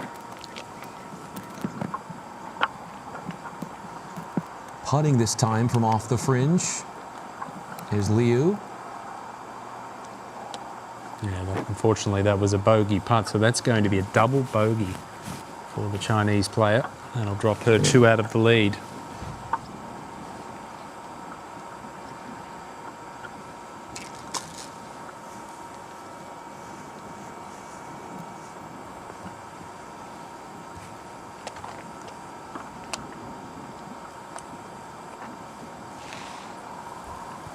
Now to Kai for her par to remain in the share.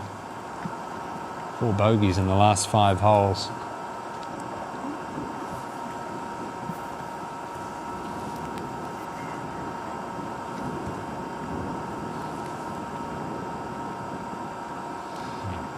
Putter's gone a little cold.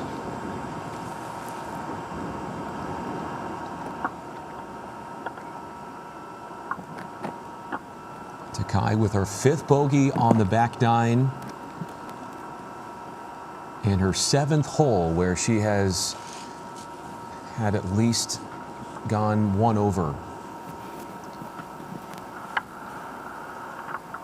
And a tie for the lead is... That was Carolyn Liu from Texas. Started the day at 5 under par. Yeah, not exactly in a tie for the lead, but finishing her 3rd round.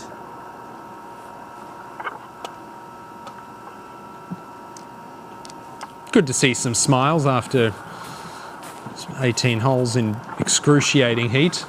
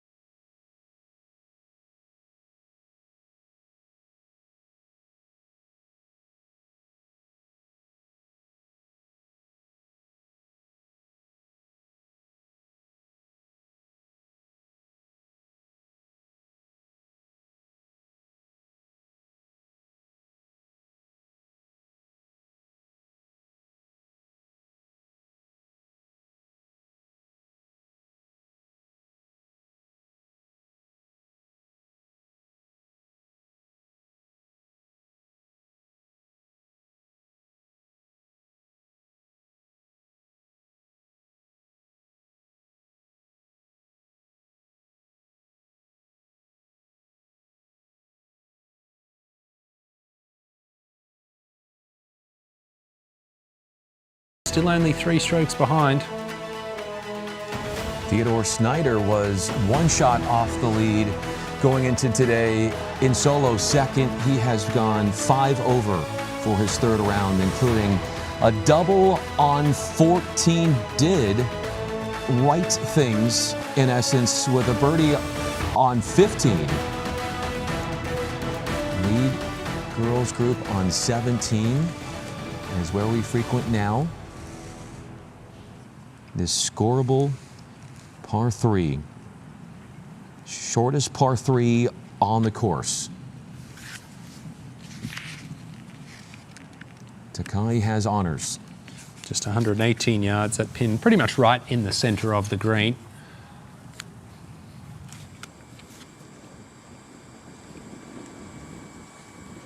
Nine in hand.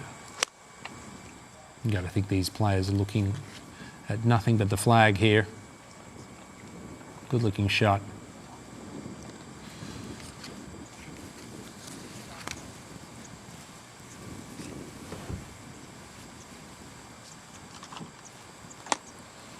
There have been 11 birdies for the girls at 17 today.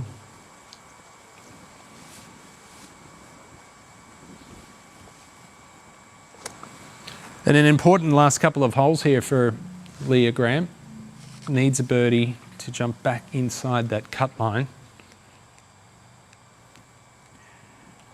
The tee shots are finding the putting surface for the girls at 17 at 83% in this third round.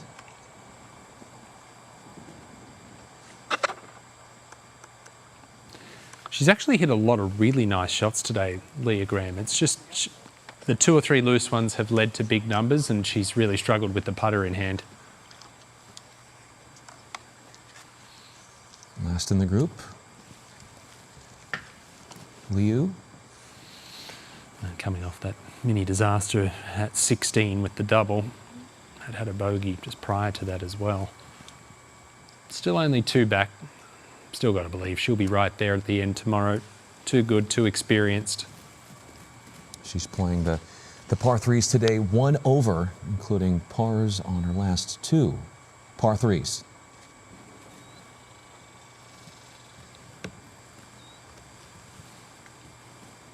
Began the day 3 shots off the pace.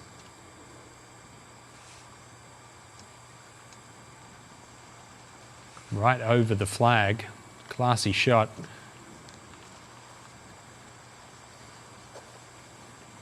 Even though you mentioned the double that she experienced on 16, she's still just 2 shots off the lead, right in contention.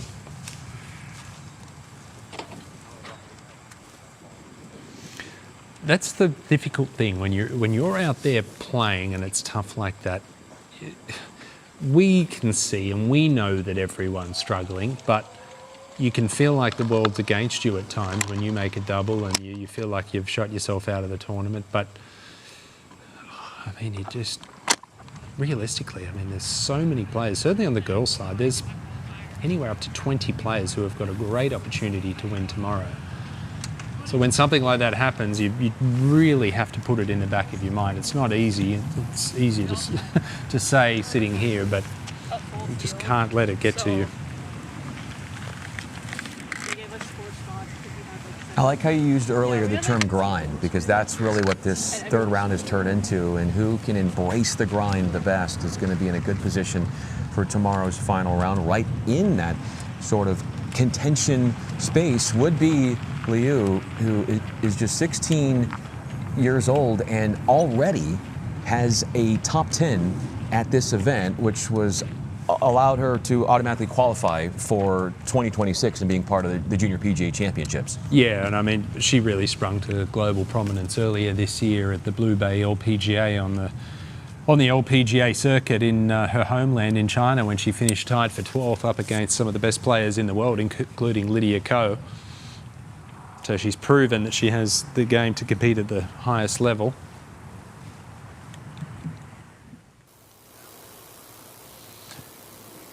Evan Liu's third shot at 18, the par 5, currently at 4 under par. Leaving it under the hole. That's where we've seen a lot of players putt from today. One over on his back 9 is Evan Liu. That 1 bogey coming on 17. Speaking of 17, all 3 are on the green. This is part of our lead girls group to start the day. And the first to take a stab at a putt will be Leah Graham. It was 4 over for the tournament. You think about that projected cut line at 3 over, and she was solo second to start this third round. Now she's just fighting to play into tomorrow.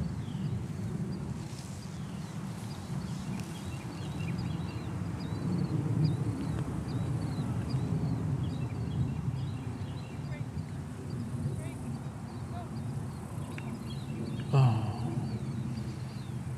so close.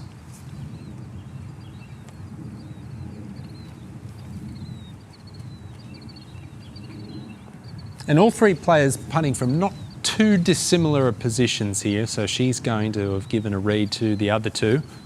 Certainly they'll know what the ball's going to do near the hole. Likely for Graham, she will need to birdie the 18th to be able to play tomorrow, and being solo second, being in that position, certainly not what she had envisioned, but you know she's going to learn a lot from this experience, and it'll only benefit her moving forward in her career, which has so much promise. Well, she's not the first and won't be the last. I remember the 1999 Open Championship at Carnoustie. My fellow Australian Rod Pampling had a 2-shot lead after round 1. He missed the cut by 6, 71-86. So even the best do it. This is almost an identical putt to Leah Graham's. Not a lot to it. Just misses as well on the right-hand side. That would have gotten her to within 1 shot of the lead.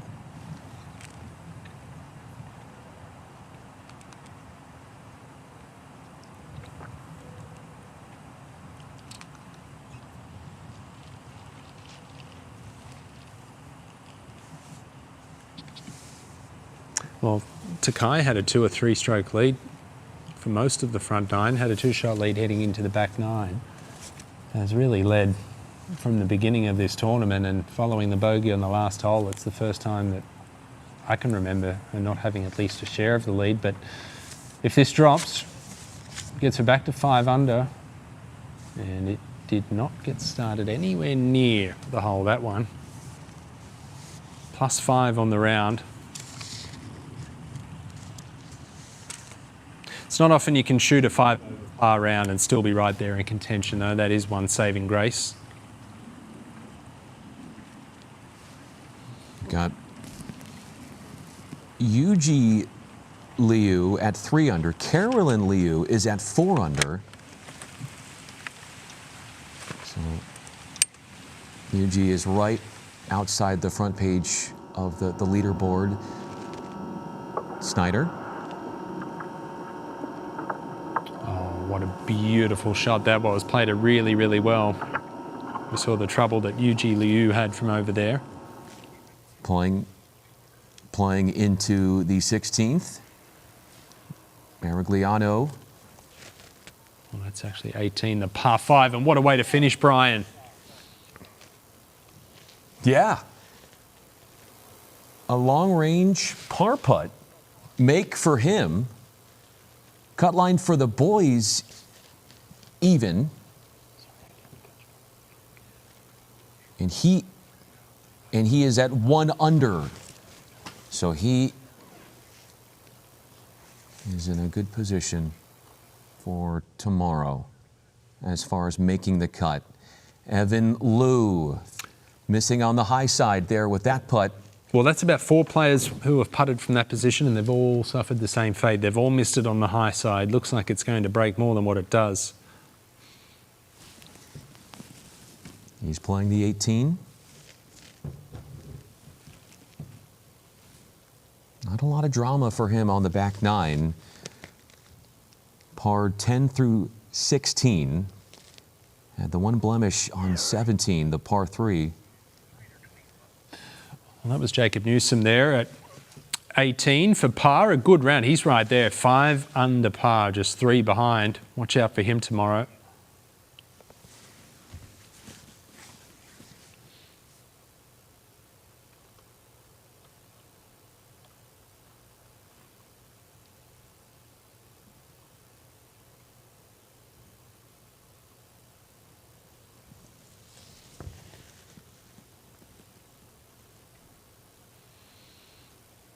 Lou looking to clean up. When I say clean up, it's no gimme. 4 under par. 4 back, he's there tomorrow. He'll certainly give himself a good chance. Go out and shoot a low round. Well done. Confirms a round of 74 for him. 4 under for the tournament, so he is firmly in position to make that second cut going into Friday's final round.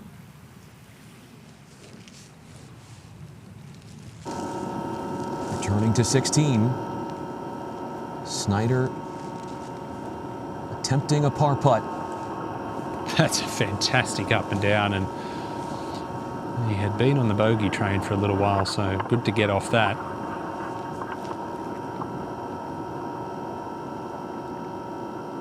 Snyder had the double on 14, the bogey at 12. He's had 2 doubles today, which have certainly impacted his positioning. The morning leader, Kyler Stone, tries to mimic with a par make of his own. Well done. It's a round that could have been a lot worse for Kyler Stone. He is 4 over par for the round, but he's avoided huge disaster on several occasions and bounced back really, really well on the front side with a few birdies.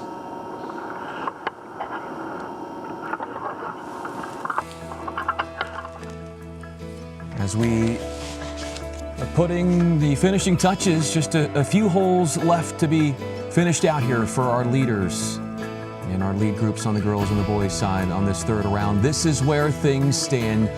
For the boys, Jaden Soong zooming up the leaderboard at 8 under at 3 under. Kyler Stone was the morning leader, and he has fallen back into a share of a tie for third. His golf swing, we're going to break it down for you and fully examine it.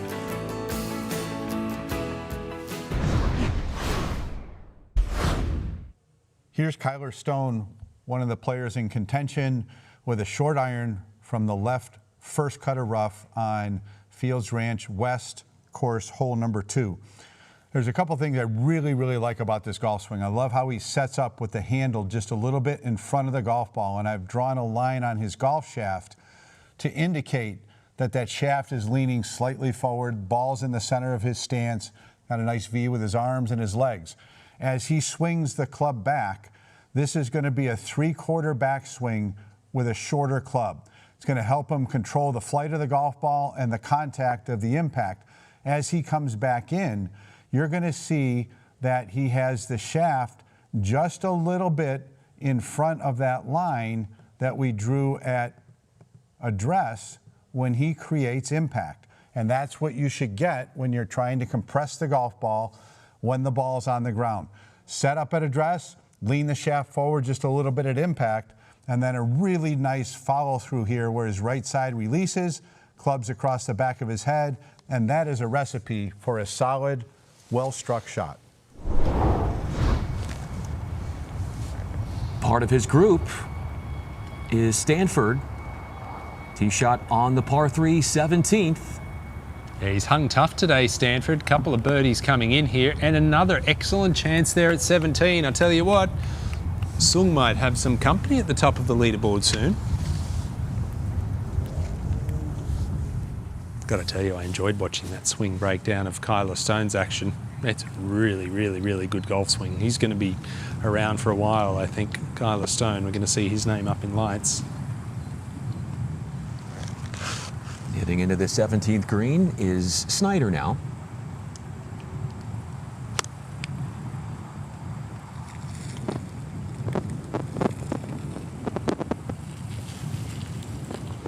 That right hole location, playing something a little bit more safe. Understandably so. It is downwind too, which means you've got to throw it up pretty high to be able to stop this if you're going to go at the flag.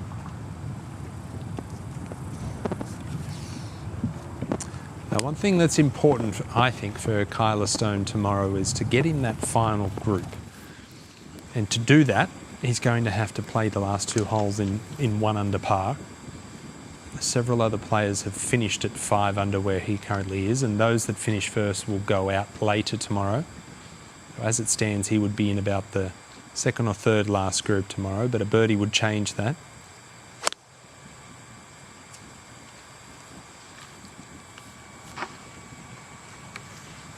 And he's hit it, given himself a fantastic chance at 17. Well done. He's hit a lot of terrific shots today, Kyler Stone. Not surprising after seeing that swing breakdown. Really classy action. Stone had 4 birdies on the front 9, and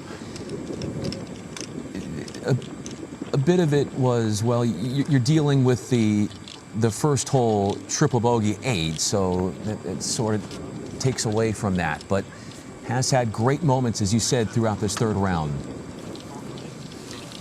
Well, that was Yuji Liu at 18, having a crack at the green in 2. That's 2 big hits at this par 5, 483 yards.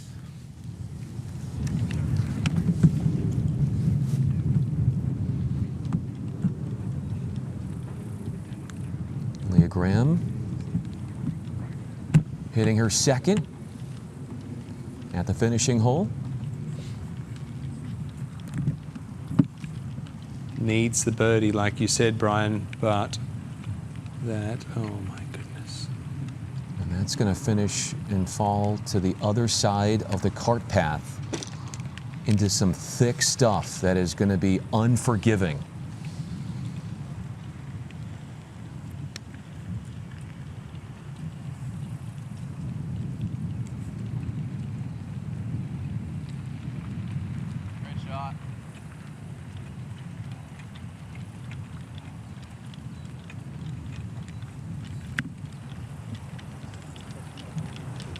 You're seeing players, some of them deciding to go for it in 2, or there's the layup option as well at 18. The lead boys group, all 3 have birdie putts. This group of Stone, Snyder, and Stanford.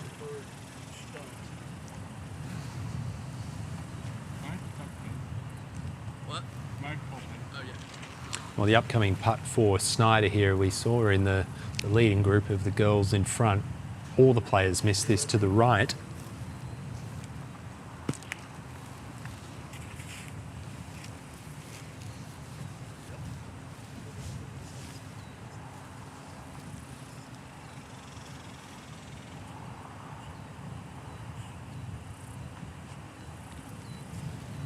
Five over on his third round is Snyder, 3 under for the tournament.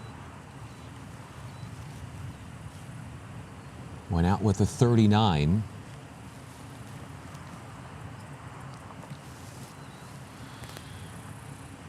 I would like to see him speed up his putting routine a little bit, Snyder. He has been taking a long time over these putts, looks very fidgety over the ball. And I think the best putters, you watch them and they typically hit it with a lot of authority, a lot of commitment. They stand up there, it's all very reactionary.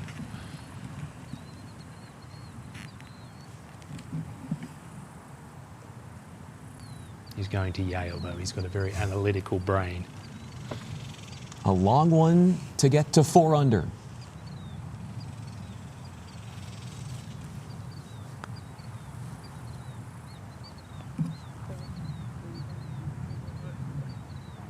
Oh, what an excellent try. It just slides by that right-hand side.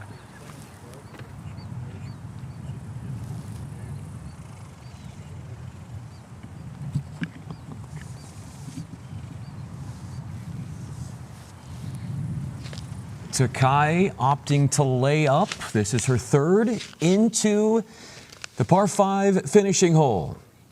Yeah, wasn't a difficult shot, but she's made it look pretty simple. That's really, really well done. And that putt to get back into a share of the lead. So she played the more conservative route, unlike her playing partners who tried to reach the green in 2 and in a really good position on the green at 18. Yeah, a little smaller in stature, doesn't have the same length as the other 2 with the driver in hand, but plenty of ways to get it done. I'll go back to 17. To 17.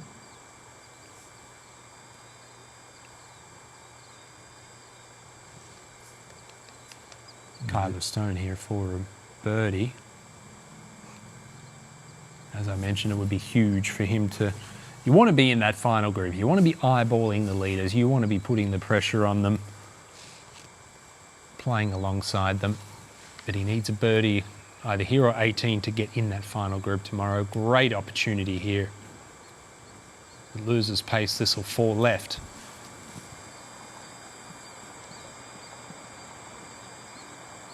Yes, well done. His first birdie since the 9th hole.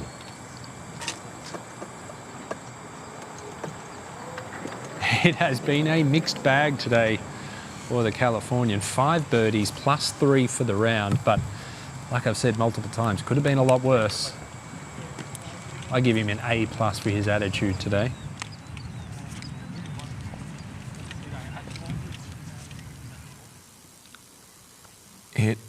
Hitting her third after trying to reach the green in 2 on the par 5. Graham tugging that second left and over the green.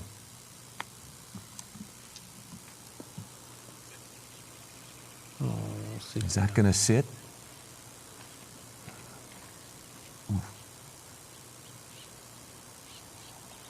Oh.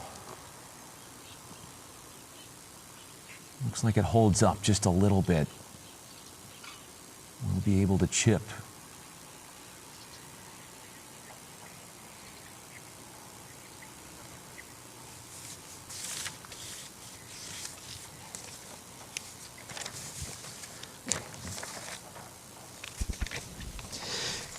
PGA of America, no matter where you are on your golf journey, get started with a PGA of America coach who specializes in your experience and needs. You'll discover it's more than just a golf lesson. Find a PGA coach near you at pga.com/coach.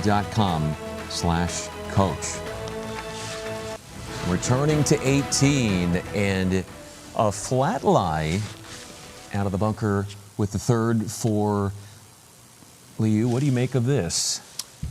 I don't think it's an overly difficult shot, this one. Not a lot of green to work with, but good lie. And just did not execute it well at all. The sand is actually really, really good here. It's got a firm base underneath it, which means you can create quite a bit of spin.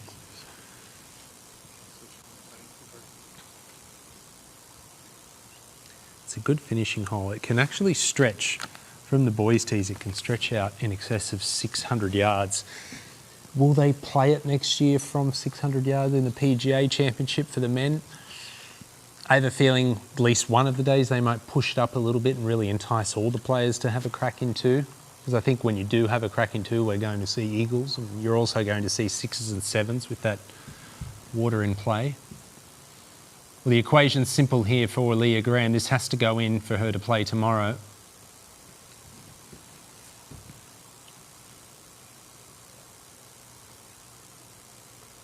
She's at 4 over. Cut line is at 3 over going into tomorrow. And after starting the day at solo second, 1 shot off the lead, will only play 3 rounds, Graham, and will not be part of the top 30 in ties for the final round tomorrow. The one thing that, if you're Leah Graham right now, the one thing you don't want to hear is it's a learning curve and a learning experience, and you'll be better for it. But when she goes home and she's had some time to reflect, that's exactly what it'll be. It'll be something that, and the beauty of this, she could watch this entire round back, preferably on mute so she doesn't have to hear our voices. And she can learn so much from what she's done and how her demeanour was, and even from a technique standpoint. And it really is going to, I think, be very beneficial for her future. You learn more from your mistakes than what you do when you do well. It goes beyond golf. Yeah. This would be beneficial if Liu could sink this one.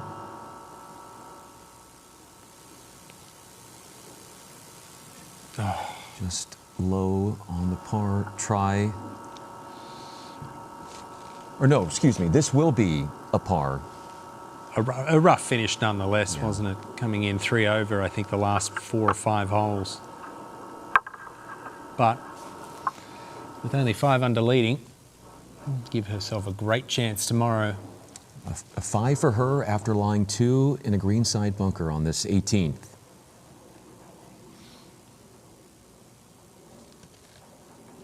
Leah Graham now putting a bow on her round. Just a brutal front 9, something that she wouldn't have experienced probably since she started playing the game. 10 over par for 9 holes.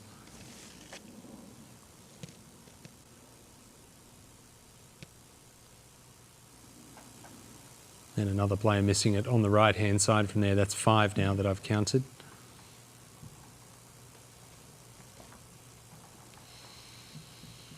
Like I said though, Brian, Minjee Lee, a major champion at this venue last year, just last week shot an 85 in the Women's Scottish Open. The best players in the world aren't immune from it. Tough golf courses, tough conditions, get it going in the wrong direction and it can snowball quickly. She's going to miss the cut, Leah Graham, and it started with that 9 on the very first hole. Takai, a birdie try and an uphill putt.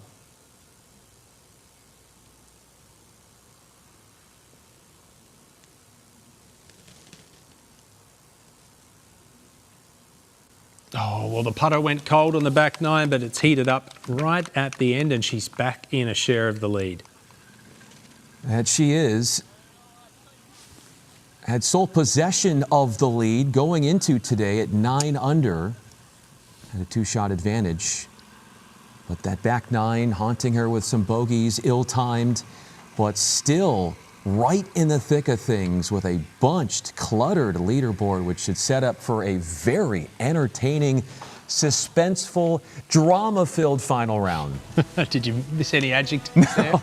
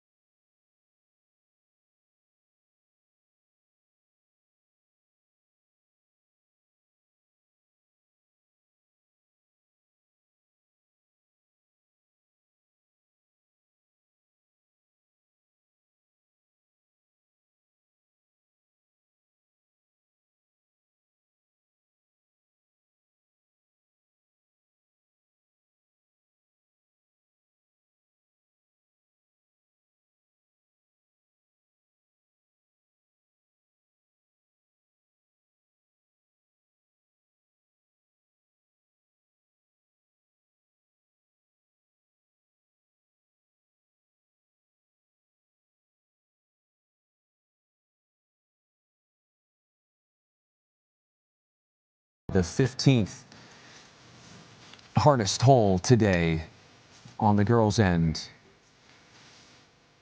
Shooting subpar, girls and boys, has been an uphill battle. Chase Hughes, 4 under, finished earlier, was one of just a few to finish inside 72 with this third round, and you can see just how many over par third round finishes.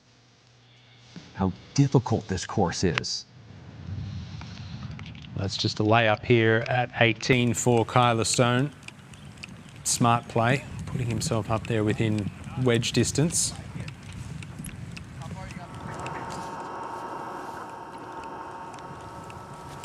This is the final boys group. Girls division is all done with their third round, with just the top 30 in ties for the boys and the girls advancing into tomorrow's final round. Viewfinder is out for Snyder. Wow. This is a tough lie. Ball well below his feet out of the rough. And he's got the 3-wood out. There is trouble lurking everywhere up there, so this has to be extremely precise to avoid all of that. What do you make of this daring decision? I think a lot of it's dictated by the fact that he's 5 over par the back 9. I think if he was level par the back 9, it would be a layup. But he'll be looking just left of this green. I think this is the last girl. The hardest thing here is going to be a good strike. The ball's so far below his feet. I question this play.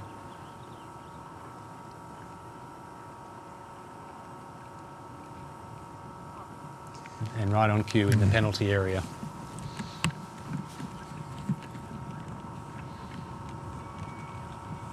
Now, if he lays up there, every conceivable chance he makes a 4 and he's 4 back tomorrow. Now, most probably going to make 6 and probably shot himself out of the tournament.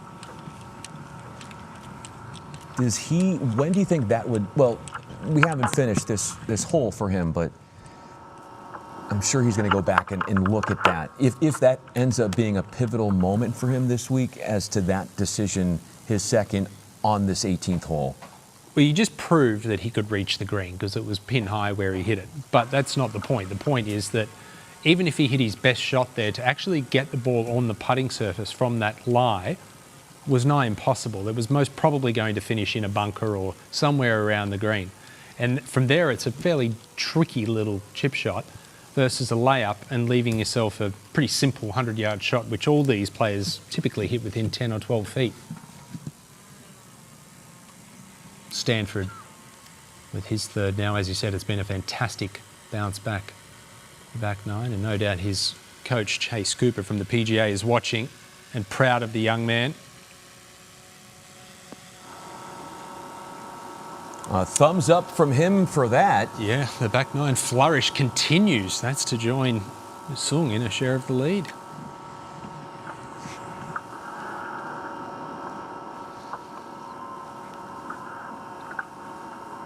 Good decision off the layup.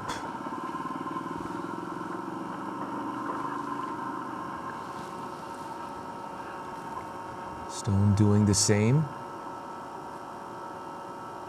And he's hit a couple of magnificent wedge shots today, Stone. I expect this one to certainly give the flagstick a bit of a scare as well. Set himself up for another birdie chance.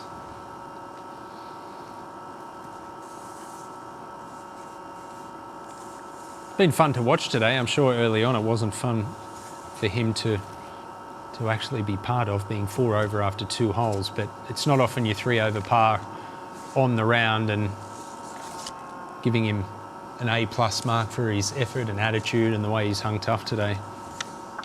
Here we go, sand wedge in hand, not a difficult shot. Good wedge player.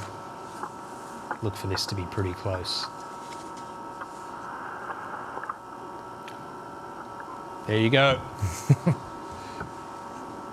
And an opportunity to pull within 1 at the end for Stone. Right around the hole proximity of his tee shot on 17. Yep. Was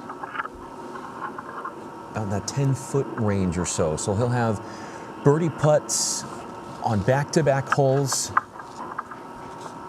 And he's due for something good to happen on a par 5 because he made an 8 on 1, he made a 6 on 14.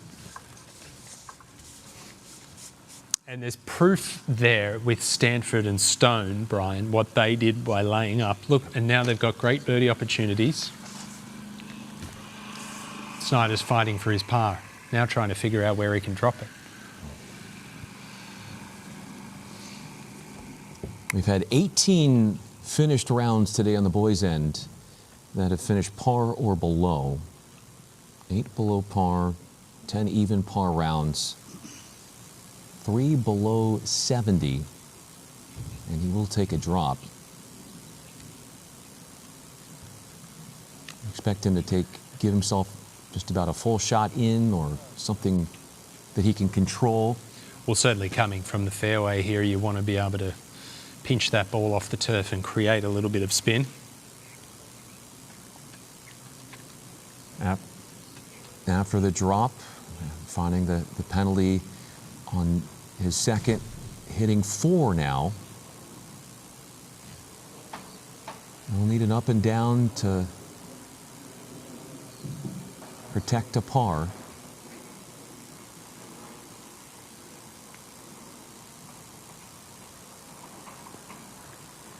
Oh, he's done really, really well and given himself a good chance to do just that.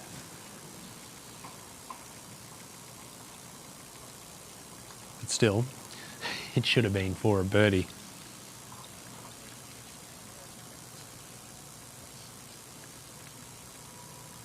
And one other element too to factor in, being out there for 5 hours. It's excruciatingly hot. Not a little bit hot, it's excruciatingly hot. And that factors into your concentration levels as well. And it only takes one slip up out of anywhere from 68 to 78 shots that you hit out there to really let it go or let the tournament slip. And it's just so hard to concentrate all that time. That's where a caddy can be really beneficial, both from a physical and a mental standpoint. You've got someone to talk to, you've got someone to carry an extra 40, 50 pounds every hole.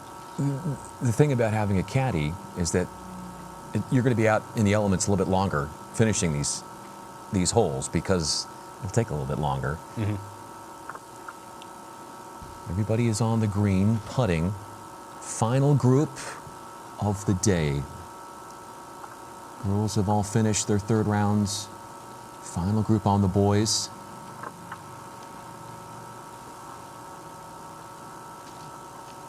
I don't know if you saw this morning on the PGA Tour live broadcast, which I do quite a bit of, the marquee group coverage was announcerless. I heard about that. And I saw a couple of clips from it this morning, and you heard a lot of the player-caddy conversations. I think there's two sides to the coin. I like it. I like listening in, and I also think that there is way too much player-caddy conversation that goes on when the player knows what he wants to do and what he's going to do, and it slows the play down way too much, which is obviously a big point of conjecture across the board. But a big moment here, Brian, for Stanford, a chance to join the lead. Birdie on 18 is what he's looking at here.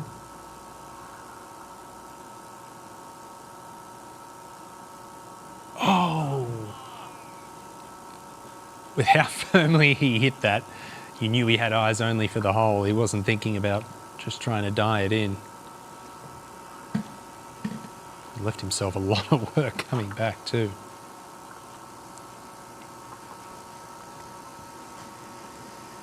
College coaches taking notes. Oh, you see in the orange there, Coach Alan Bratton from Oklahoma State. I was lucky enough to be at Victor Hovland's US Amateur win at Pebble Beach in 2018, and Coach Bratton was on the bag for Victor that week. He's seen a lot of stars come through. It's a carousel of the best talent in golf at Oklahoma State.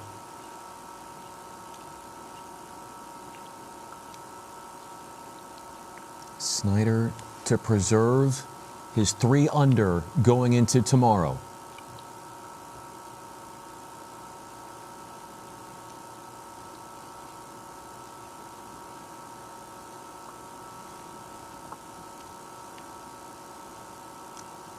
All set up by that second shot. Went for too much. Went with a fairway wood with the second, trying to reach the green in 2. Found the penalty, had to take a drop, could not get up and down from about 100 yards or so, and pays the price. And on the flip side, Snyder 8 under par at 1 point today, finishes 2. Well, Kyler Stone started at 9, dropped to 5. And this is to finish at 7 under par with a birdie and get back within 1.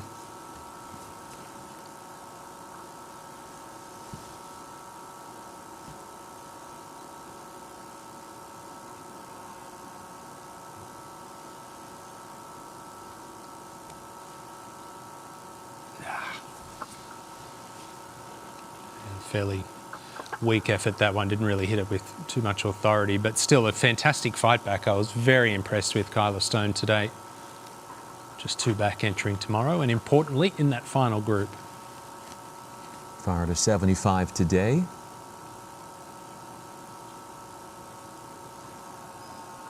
Ainsley Stanford.